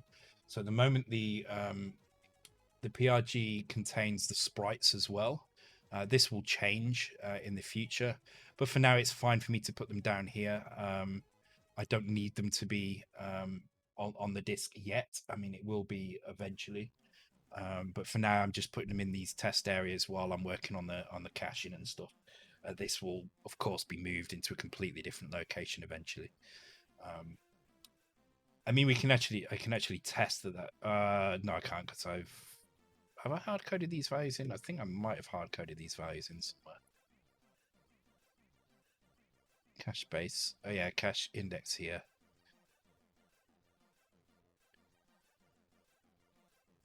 Oh, that's right. I have. Yeah. So these values here tell me where they're stored in memory. So when you build the sprites, it knows that the sprites are going to be located here. And the reason that's important is because it also builds this sprite index, and the sprite index points to these locations as well. So we do need to keep those this kind of as it is for now.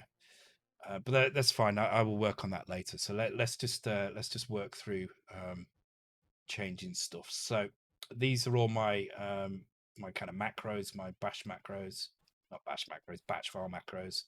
They just do all the various little things I need to do. So I don't need to change anything in there. I do need to change these though. So I can see here I'm calling the build utils. So I have this build utils file here that has the AS parser in it. And that works on source files map3 and sprite3. Okay, so let's make we've got a source file here, and we have map3.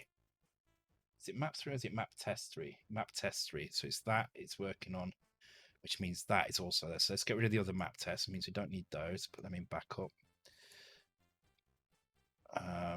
Don't need that package JSON. I don't know why that's there. And then there is Sprite Test 3, and there's also Percy Sprites, which is what I've just been given today by Stoker. So let's move everything else into backup. I don't think we need anything else here. Oh, there's one called Font. Oh, is that one? I don't remember that one. Oh yeah, that's an old map. I don't know why it's called Font at all. Okay, so that's fine. And also, we don't need map test and map test 2, so they can go into the backup folder. And then that just leaves us with map test 3, which I think is our output folder. So you can see here we've got asset source, so that's fine, and asset source, that's fine. But here this should be assets bin as our output here, and so it should be assets bin sprites, assets bin. Oh wait, what's the?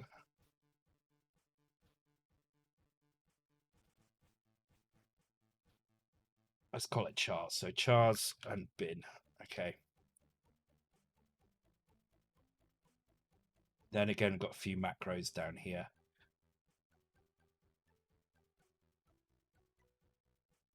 Bin chars, bin sprites. So this should be assets Okay, let's just run that and see what happens. I just want to see what it creates in the bin folder.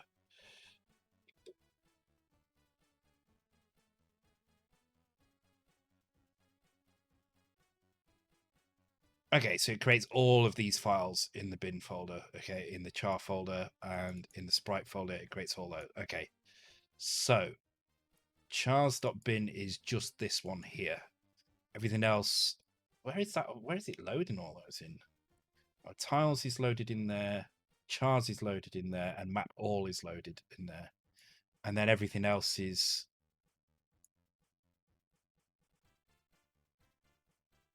okay, so these are intermediary files. So mapall.bin is what has to be loaded onto the disk, but these intermediary files are what are used in the layer config in here to define each layer individually, so you know the size of a layer basically. So even though it looks like we're loading them in here, we're not actually loading them in. But I'm going to get these changed also. So let's do this area first, and then I'll go back to that file. Okay, so bin chars. Let's just make sure that the map layout is correct.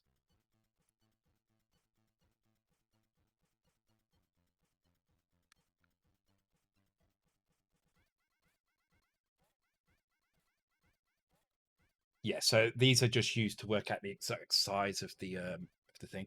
I'm actually going to remove that HUD layer while we're here because we don't need that there anymore. So I'm just going to get rid of that because it's just taking up extra stuff to render it. So to get rid of the layer, just delete the layer from here. Delete the setup in here, like so. Get rid of that as well. And then in our main file here, we just need to remove the layer being drawn. So it's drawn there, and it's drawn here as well. And now when I run it, we shouldn't see that HUD layer anymore, which will save us a few bytes and save us a few bytes and save us a few cycles as well on a thing. Thank you for the links as well, Andy. Very much appreciated. I need to order one of them mugs, don't I? I need to do that soon because I really want one. My mugs are kind of pathetic. My mugs are like little kind of China cups. I mean, they're all right. They do the job, but they don't fit a lot of coffee in it. So it'd be nice to have one that can fit a decent amount of coffee in.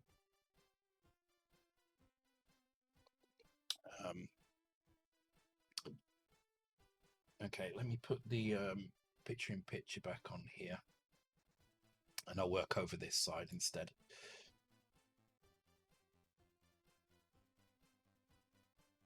So we need to be able to run it and see this exact same thing in a minute. So let's just make sure everything's right. So asset bin chars, asset bin sprites. So that means down here I need to change these. So these are all in assets bin chars. As I said, no sprites are loaded onto the disk yet. These won't matter either because these are already on the disk. So what happens when you run this command here is it takes this file and puts it on the floppy as that name. No compression. That's something that will come soon, but I'll show you that now. You see here, you've got those three files, and notice how there's no PRG file on here. It's just creating a D81 with those things on it as well. Thanks for the sub, Anton. Appreciated. And cheers. Unfortunately, it's cheers with a Sprite. I'm being a bit soft tonight. But thank you very much, appreciated. And all goes towards funds for more and more Mega65 boards. Do you know what? If that's what you guys have done with just the emulator, I cannot wait to see what you guys do with the Nexus boards with these things. It's gonna be good. It's gonna be good to see. I'm looking forward to it. Okay, so that's the chars done. Okay, right. So that's the make file done. So now I need to do this file.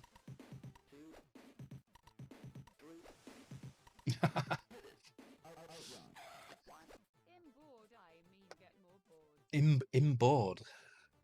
I like how text-to-speech actually pays more attention to apostrophes than your average internet user does. Because that's how we should read that, inboard. But we don't. But yeah, thank you for the bits. Thank you for the bits, Andy.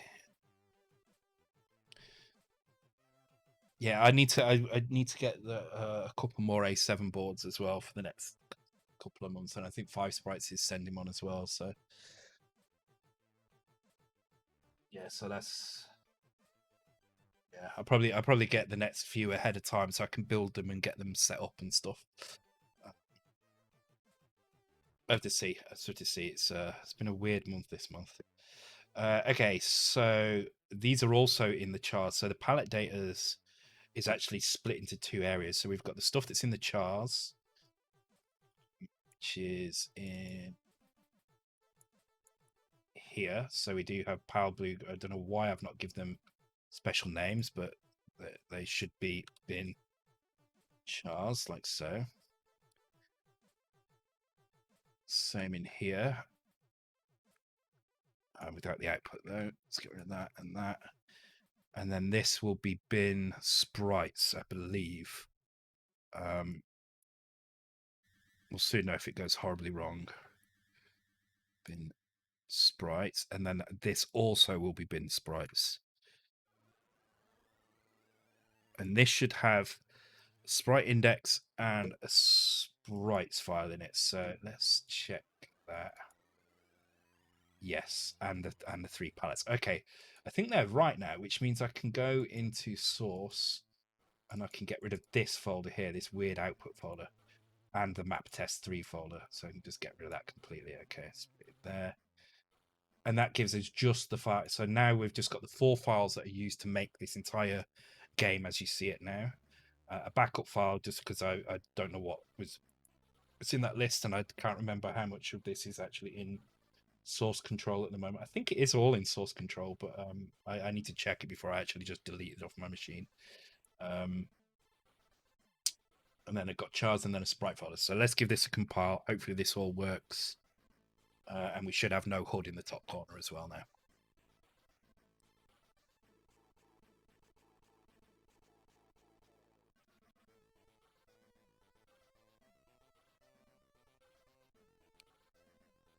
Yeah, there we go. Cool. And yeah, it's the HUD has gone from the top now, which means it should look a little less janky when I go up and down. I mean, there is still some jank going up and down, but this is because actually there is a weird issue going up and down. I need to look at that. That might be something else. So there might be a bug caused by something else. So I'll take a look at that, because it looks like there's no I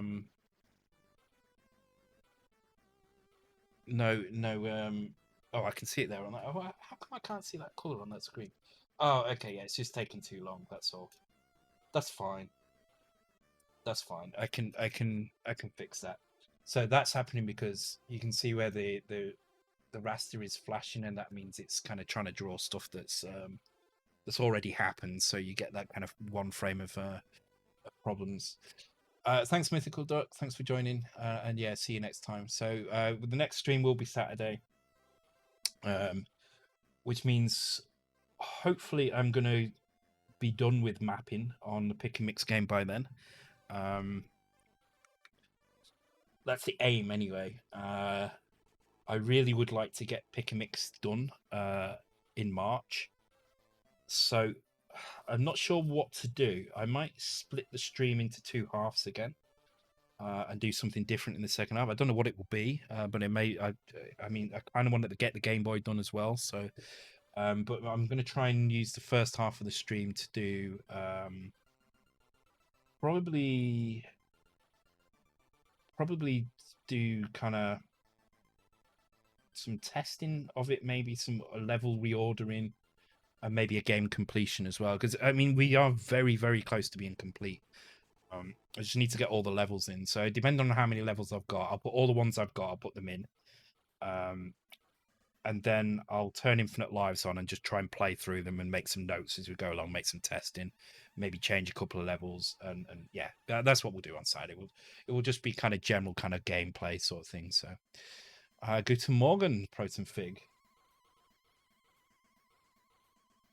My God, I've completely forgotten how to say good day in Finnish.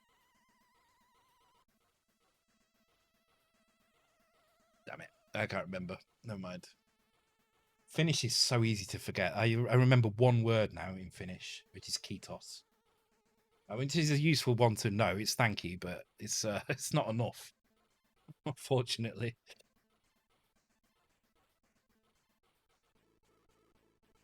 Okay, let's so Sprite cache-in is working. Okay, yeah, let's start thinking about an animation system around this as well. So I'm going to move main back over here. I'm going to start thinking about this. So this is our cache data here. Keep that.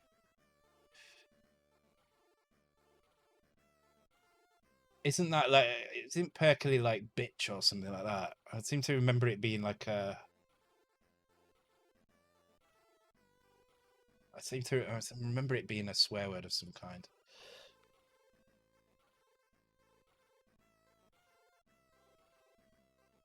Oh, god damn. Yeah, it means like, god damn, Perkily. How does it sound? Let's turn that off. There we go. Perkily. Bit like god damn. See if I go like Perkily. Ah. Okay. Cool. I get it.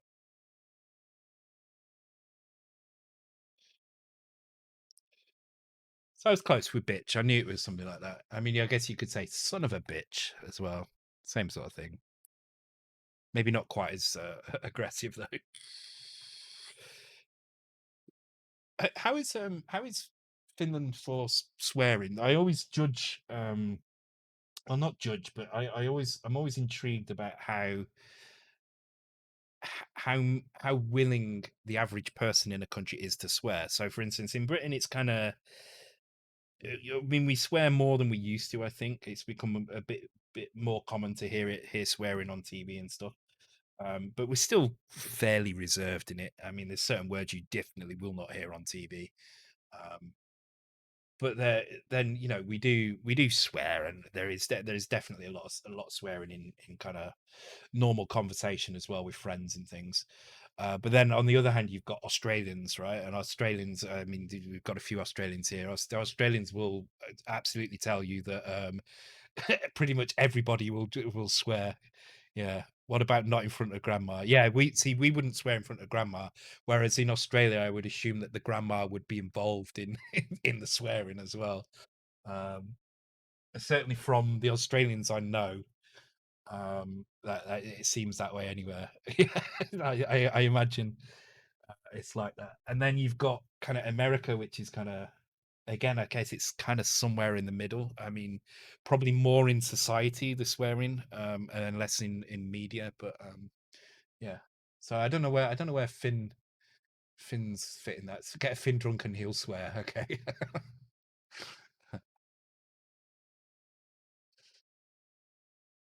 So, are you quoting?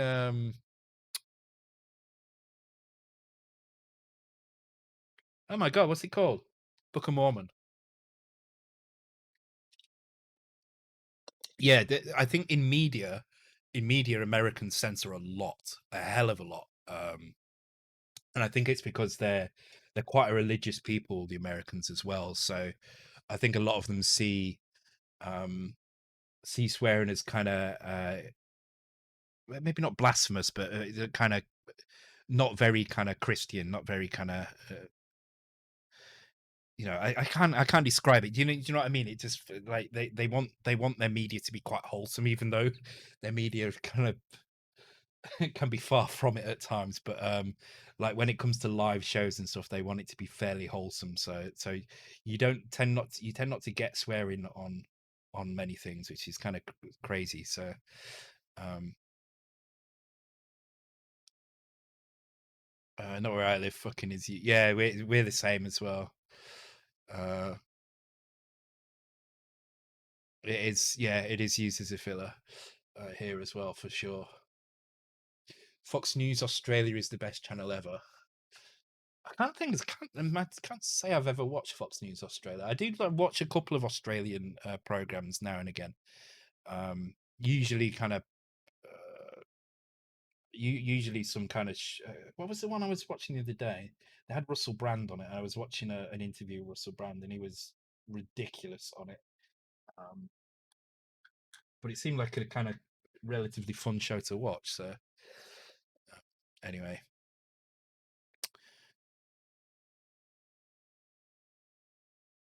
never heard the C bomb on the news before. Yeah, that's that's the other thing as well. I think the C word is very. It's probably the biggest no on British TV anyway, and I would probably say on American TV as well. It's used sparingly in some kind of shows, like Deadwood was a famous example of using the C word, where Ian McShane's character used it quite a lot. Um, but it's just it's used like so. Yeah, it was used in Game of Thrones as well. Yeah, you're right. Um, yeah, Deadwood. It was every other word. It was ridiculous. Um, but like Australians seem to be way more comfortable. Like, what's his name? The Australian comic. Oh God's sake, Jim Jeffries uses it constantly. I love that guy. I think he's hilarious. Um, and he's American now. Let's face it. He's sold out to America. Anyway. Uh, right. Let's have a look at doing this. So this is another. This I need to change the name of this as well. Let's do this now. So let's call this. Let's call this framework. So this is going to be the shareable folder that I'm gonna give out eventually, and this is going to contain all the framework files. So it's no longer just screen, it's a framework. There are a few files in other places, but I will bring them all together eventually. So um, in conservative Australia, C word is too rude, and in progressive Australia, C word is considered misogynist. Well, I guess it is, isn't it? So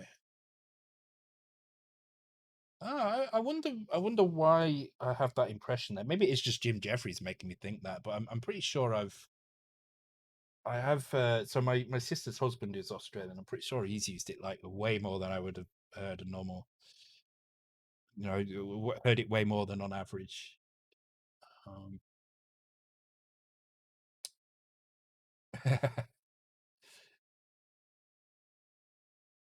yeah, that's what I remember him from Lovejoy. I always find it funny when you saw him on something like Deadwood and he was playing this kind of badass guy, and it's just like, well, no, that's just Lovejoy. Surprised I remembered his name, to be honest. Oh, and control, yeah. So this is probably going to be well, this is going to be abstract. So there's going to be a control system in here as well. Um, but we've got about half an hour, so let's do half an hour of code on this. So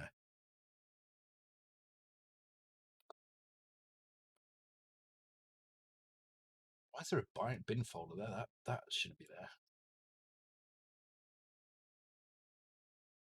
So I'm going to call this. I'm just going to call this animations, and this file is basically going to be responsible for handling sprite animations, but it's also going to contain maybe a link to. Oh, why is that gone? Oh no, that's fine. Okay, it's probably also going to contain links to the a bit of Nightwish Nemo. This is Proton's Nemo.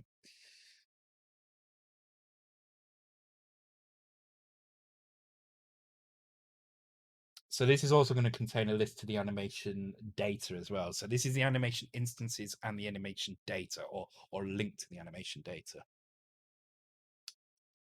So what do we want in the animations? That's what we need to think about now, right? So let's going to have data, obviously.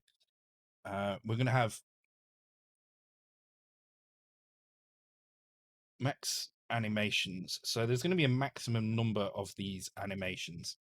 Uh, this doesn't have to reference this value exactly. The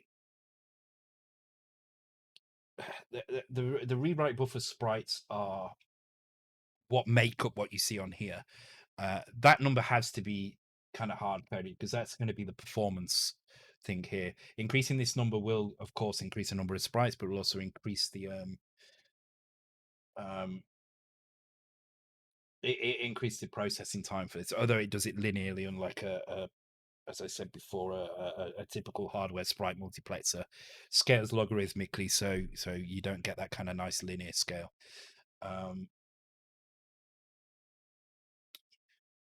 Personally, I don't think the C word is used too prolifically, but I admit I've used it more frequently in the last few years.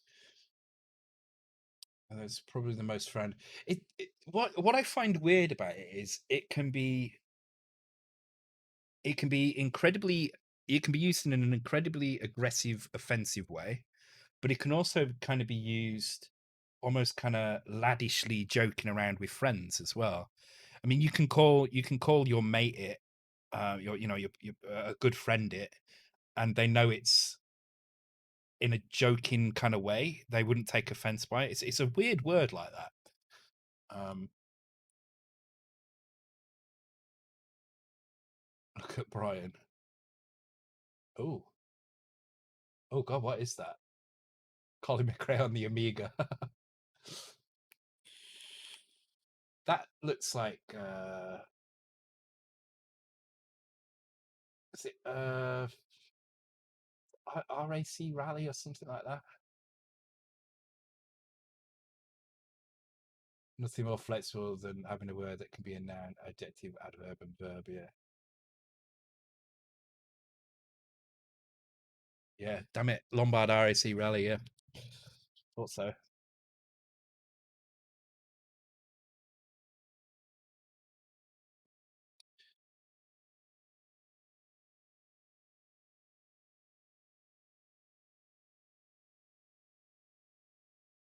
Well, I would say the F word is pretty useful.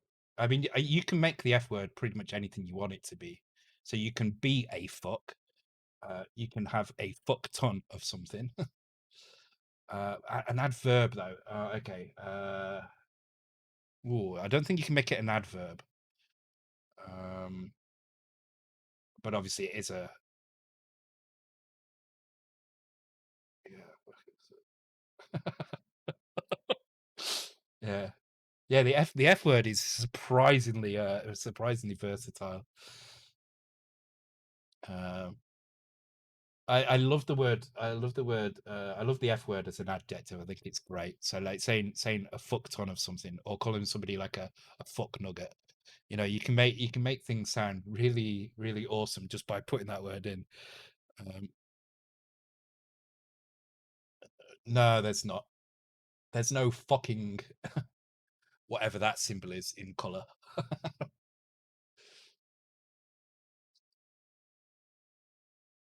Oh, if you can find that video, I'd be really interested in that. Yeah, please send me that if you can find it. So anyway, the animation system isn't tied directly to this. The animation system is going to be a system which allows us to take groups of sprites together and give them some properties, and also decide if there's an animation, what happens when the animation is finished. I.e., does it loop or does it trigger something? Um,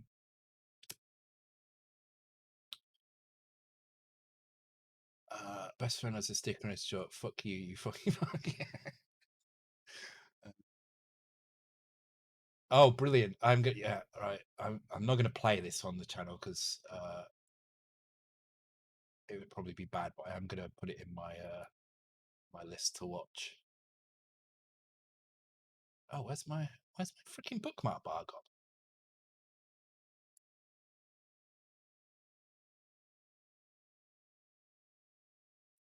Oh, there we go. It's weird. My bookmark bar had disappeared. Yes, yes, yes. Why can't I save that now?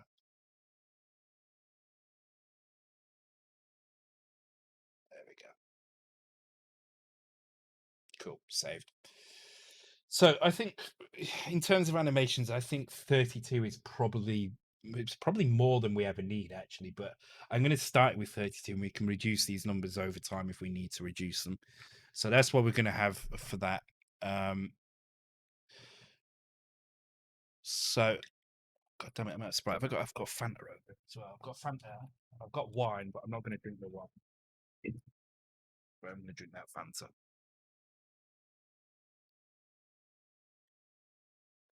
It's not going to be cold.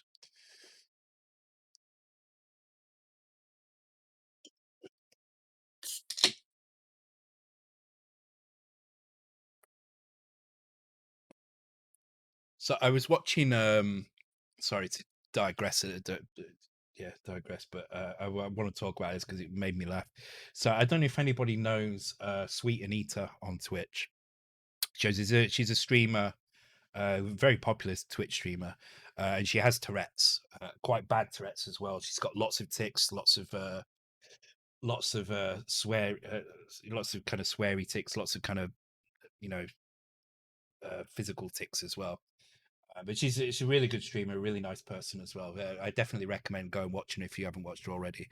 And there's another streamer called Code Miko who does the kind of virtual streamers go. I forget what they call it, but what do they call that now? There's a word for it. I forgot what it is anyway. But basically, instead of seeing her, you see a computer avatar of her, and it's one of the most amazing things that she's ever done. It's really good. I take care, Proton. But yeah, check Code Miko out. She's very very good. She's created this whole character and world around this character that she's got, and she uses a very expensive motion tracking suit and facial recognition software that can track her every movement, every finger, every kind of movement of her body, and all the facial expressions. And it's absolutely amazing to watch. The technology alone is crazy. She's called Code Miko. Very very good. She interviews popular streamers basically, and one of the streamers she interviewed was Sweet Anita, and I watched the YouTube video of it last night, and I was just wetting myself laughing. It was so bad. She was talking about Anita's like ex-boyfriends, and one of her Tourette's tics was like, they're dead, I've killed them with the knife, stab stab stab stab stab. So then it got into this whole conversation about that, and it was just absolutely brilliant viewing. It just cracked me up for ages. But the Code Miko thing is really, really amazing. The technology she uses is very very impressive indeed. And she's just crazy as well. She's got a great personality. She's a really good interviewer. She's kind of a little bit wacky and it's maybe slightly controversial at times, but she's fun. Definitely worth a watch though. Just watch it on YouTube if you want. She's got loads of videos on there. Anyway, I just wanted to say because it was just thinking of the swearing. If you want to see some swearing, go and watch Sweet Anita. It's completely unintentional. It's just ticks, but they're funny and she embraces it as well. And it's really nice to see. And she's raising awareness of that sort of thing because it must be horrible to live with, absolutely horrible to live with. But she does, and she does well. Okay. So animation wise, what do we need? Okay, so we need to know how many sprites are in this. So that's going to be the first thing I say, I guess. Um, so all of these are going to be single byte things. So let's go with Phil. It's all going to be max animations. Okay, so let's put a label here.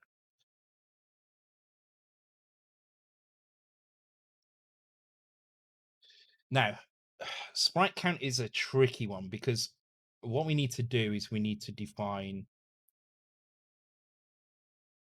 Oh, they can be consecutive sprites. I guess we can do it like this. Okay, so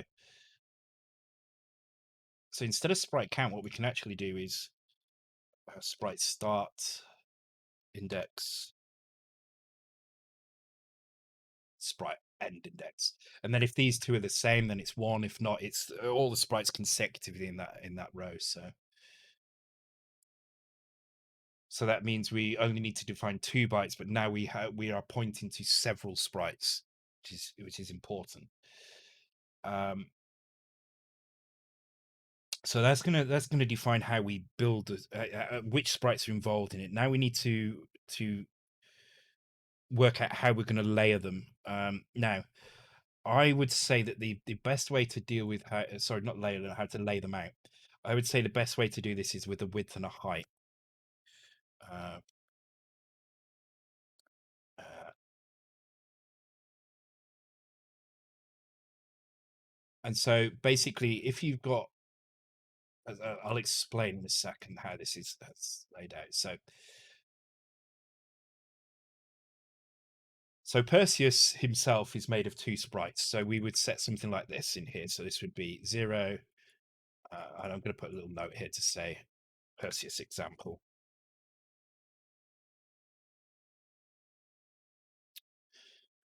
And 1. So that means Perseus is made up of two sprites, starting at index 0 and finishing at index 1. He has a width of 2 and a height of 1. And so with those 4 values, we define basically we define an area. In other words, how many sprites make up the bigger animation, and what the actual animation width and height is. So this will allow us to work out what shape the animation is. So this will allow us to do something like Perseus with 2 sprites side by side, but it will also allow us to do something that's maybe, for instance, there will be an animation of Perseus where there's probably an extra sprite on top for climbing up. So that may change to be kind of something like this. It doesn't mean we'd have to do everything in squares, but I don't think that's a huge deal considering the number of sprites that we have. And animations, as I say, is not related to the number of sprites, but obviously the total value here needs to match the number of sprites in the other one as well. So anyway, that's going to define how we lay the sprites out. Then we also need to know, is the sprite flipped as well? So let's do this as attributes. And we're going to use attributes to do quite a few things here, because there's no point in having so let's call them attribute flags. There's no point in having we might as well start saving memory by not having a single kind of byte for just a 0 or a 1. And the things I want to put in here, and I'm going to list them just above. Actually, let's not break the label. So at the moment, we're just going to have horizontal flip. That's probably the only one that's going to be active. These ones, I'm just going to put stars next to them, just say that they're not, but there may be vertical flip as well.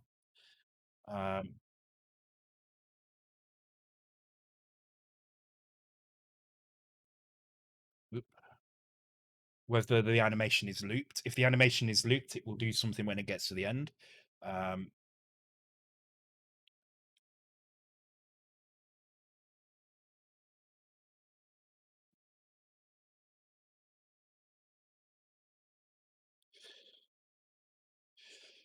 So there's two types of loop. There's a loop where you get to the end, it goes back to the beginning again, or there's the ping pong loop as well. So yeah, actually, we can probably just do that with, yeah, it would just be called ping pong, I guess. So if you've got looped but no ping pong, then it will loop. Actually, I'm going to leave it like that because it explains it a bit better. So that tells us. So now we know what comprises of the main sprite of the main animation, like how many sprites are in it and what order they're in. We know whether it's flipped horizontally or vertically, whether the animation is looped, and what type of loop it is. But then we would also need, if it's not looped, or because the other thing we need to be able to do is we need to point it to. Let's keep the attribute flags. I'm going to put them at the top actually, because of the way the comments are, it just makes it a bit easier to look at.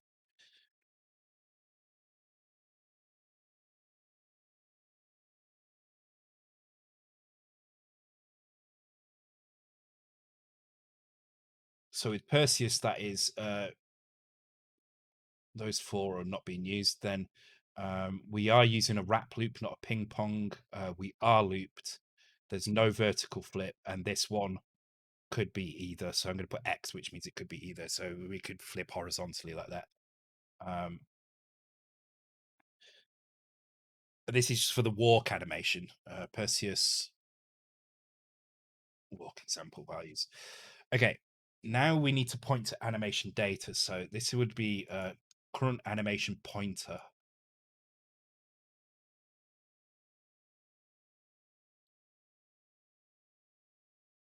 Current anim pointer, low and high. So this is going to point to an area of memory that contains the animation data. Can the palette change each if he walks into a dark environment? So, that's a oh, I like that. That's a really good idea. Also, oh shit! Do you know what? That's made me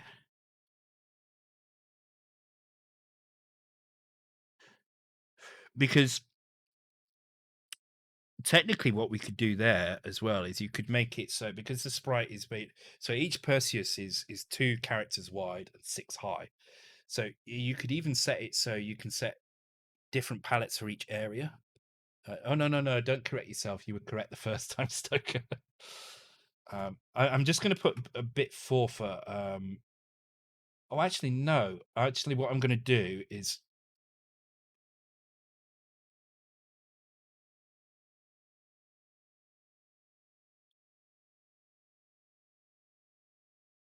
now. I need to go look at the sprites in here. So, oh, we already set color here. Huh.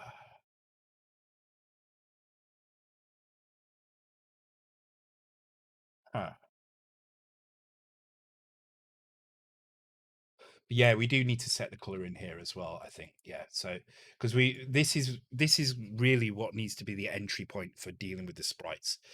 While you can deal with it on this side, I really kind of want to leave this bit alone and just deal with it from this side here.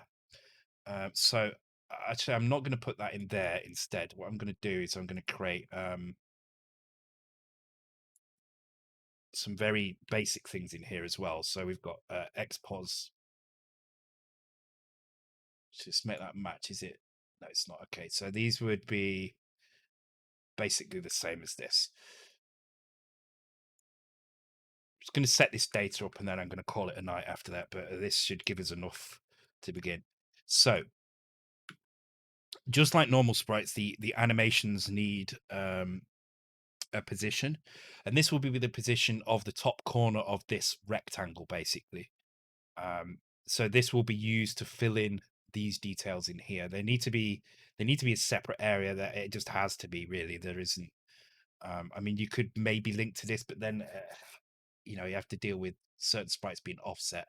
Ideally, you just want to change and out. You want to say, "Here's my animation. This is Perseus. This is my Perseus animation, and currently the Perseus animation is in walk mode. So I'm going to point this to this here, for instance, would be, you know,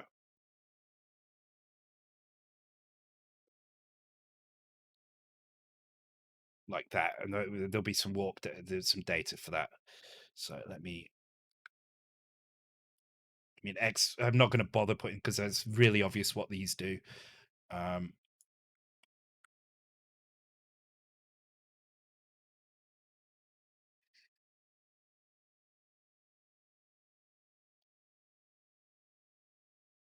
so I'm going to put color in here, and this is just going to set the palette. So as Stoker says, we'll be able to change a palette as well. So.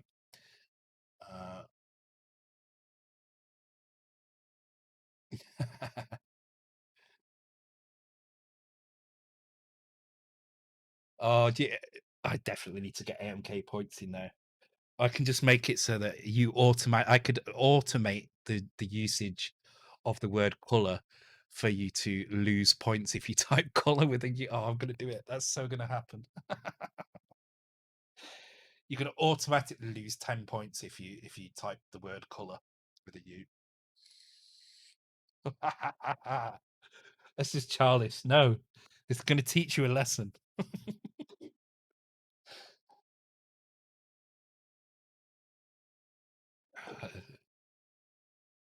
Oh, it's going to be so funny as well. I'm going to enjoy that.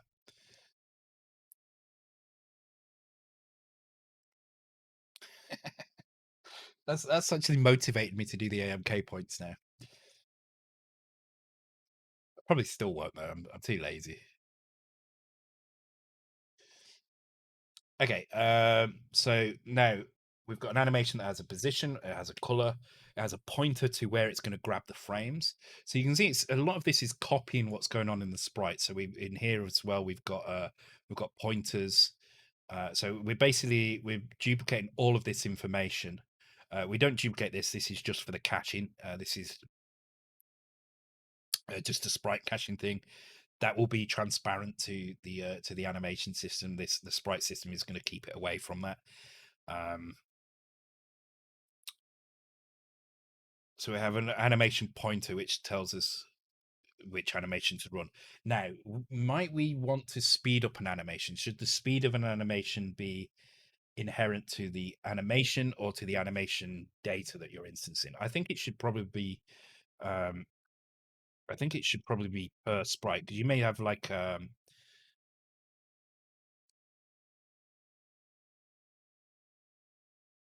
you may have an animation that you just want to speed up briefly for something. So, for instance, we do this with the jelly bean guy in Pick and Mix. He has a walk animation where he moves left and right, and then he has a fast run when he sees a player, he runs at the player really fast, and all we do there is we double the animation speed. Um, so the animation speed is going to be a tricky one because I want this to translate to one. Actually, no, I want it to translate to 1, 3, 7, 15, 31, for instance, here.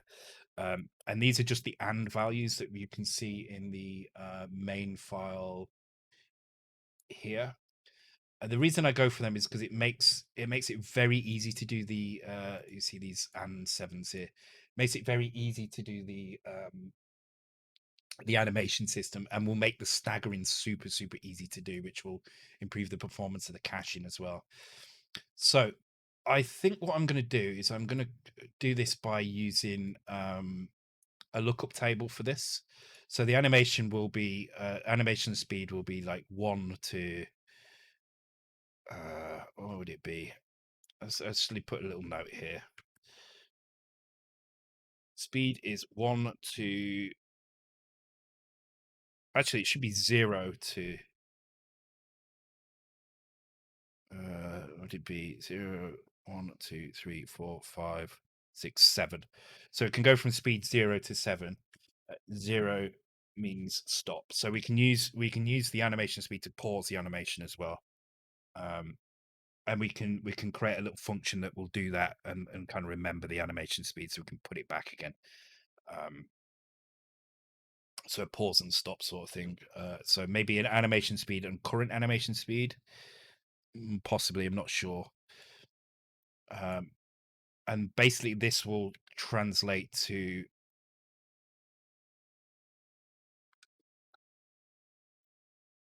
Let's put the actual table in here as well. Animation speed lookup. So this will be basically the reverse of what you see there. So except for 0, 0 will stay there.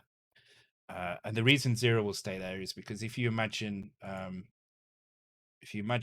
a speed of 0 in here, and you do and 0 is always going to produce 0.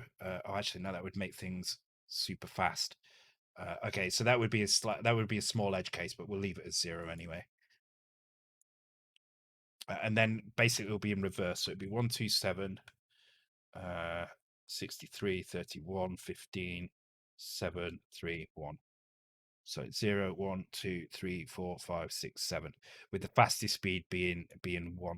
Though actually there is a faster speed which is 8, which would have a value of 0. So actually I'm going to make this 255. So this speed, it looks like it would just move really slowly, but what I can do is I can change it so that instead of moving really slowly, this particular speed will just do nothing. But this is going to relate directly to this. So in the case of this animation, it runs at 7, which is this one here. So it would be speed of 1, 2, 3, 4, 5.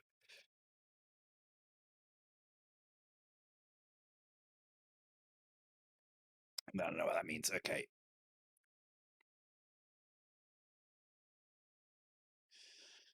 Okay, cool. So that gives us an animation speed. It gives us a pointer to the animation data. The animation data will just be a list of frames, I guess. It will just be a list of frames. So in this case, it will describe. Um, it doesn't actually say how long the animation is here. Oh, but that's going to be defined by this anyway. Um, so let's have a look at a typical animation data quickly. So this will be a file that I think should be included. It will automatically be included, probably from the config. It'll probably be like an animation config file, actually. Um, and it will point to, it will just have a list of things like this. And you'll import that as part of this file. It will get imported automatically, but it will live in the config folder. So you'll have this nice config folder where you can go and set the map up, set your animations up, and then you can use the configs to do everything else. So a walk animation, what would this consist of? So this is going to be a list of frames, basically, that apply to this walk animation, depending on the size of it. So in this case, we've got two sprites. We're going to read from like a book, top left to bottom right, horizontally, one row at a time. So in this case, it's nice and simple, but we will just store all these sequentially. So you know that if you're on, do you know what we need? We need a current frame. It's what we need.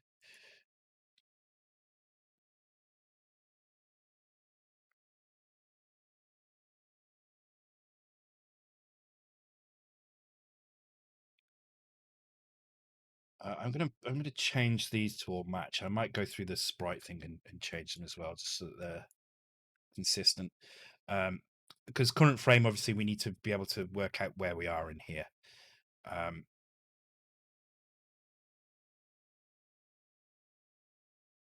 So this easy way to do this would be to have multiple rows of sprite data for each sprite in the list and do it that way.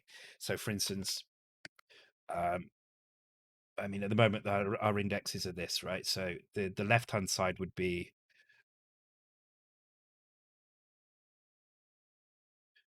and then the right-hand side would be like that. The problem with this is it doesn't give us any information about the length of this animation here at all. So what we'd have to do is work out the length of this and store that. So we'd have to have a byte in here, which was our length byte. So our length is 8. However, I think with the speed of the Mega65, that's probably not necessary. I think what I'd rather do is define an animation in pairs like this. So that's frame 1.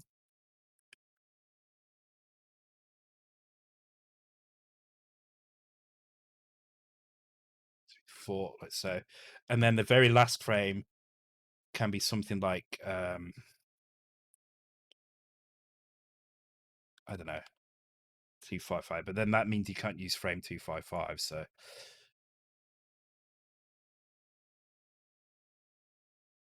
or 255 255. So if yeah, I mean, if you get all values are negative, then or all values are 0, there needs to be a kind of end byte anyway. Let's just go with that for now. Let's call it a terminator. And these are our frames, right? And then that way, all we have to do is we have to increment by this value here. So this will be the kind of number of sprites, which we can very easily calculate. I mean, we could potentially calculate those ahead of time as well.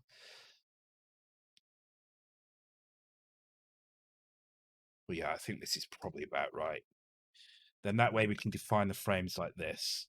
And then what that means is I can probably take a file like this with the animations in it, and instead of automatically putting them in, like manually putting them in here, I can probably have something which grabs all of these together and generates it. So it would have to do some clever palette stuff, I think, to rearrange palettes together. But yeah, this could work. Okay, I might have to think about how to do this bit, but we've got these tags as well, so we could use these tags to label them. So it would just grab that tag and put it in here instead. So in this case, it would look like this, and it would know from this that there are 8 frames, so it would know to create 8 rows, and it would generate probably this kind of file from it, so that it could then pass it. So this would be an intermediary file that it would create automatically and give us the frame numbers. So this could work. I think this might work well. This might work well. Yeah. Okay, I think I'm gonna call it a night there. I think this is working well in terms of an idea. So on the next stream, which I don't know when that's gonna be, may do some on Saturday. I'm not sure yet. It depends what goes on with the pick and mix. Tuesday, I'm absolutely dedicating to Game Boy until the Game Boy game is done. That is fairly close, so that should be all right. Saturday, I'm gonna just churn through the game and get that done. And next Thursday we'll be checking out. So I think it's probably going to be the next 2 Saturdays in a row are probably going to be Mega65. Um, half of this Saturday and half of next Saturday. So not the whole Saturday, but just half. Um, but I'll continue to work on this off stream as well, of course, whenever I get the chance. And I'm really pleased with how it's coming together. So it's looking pretty nice. Okay, let's find someone to raid. And I just want to thank everybody as well who's joined in. Let's do Mr. Color, I think. Who's joined? Oh, he's playing a golf game. Is that Neo Geo Golf or whatever it is? Yeah, thank you for everybody that's done the basic competition. I will go through them again on Saturday on the real machine. So when we reach midnight, I will switch over to Mega65. We'll go through. We'll do the prize draw, and then we'll go through the entries on the real machine as well. Start raiding on Cola. But yeah, thank you for that. I will try and put a video out tomorrow. I'll try and build a compilation of the game so far tomorrow.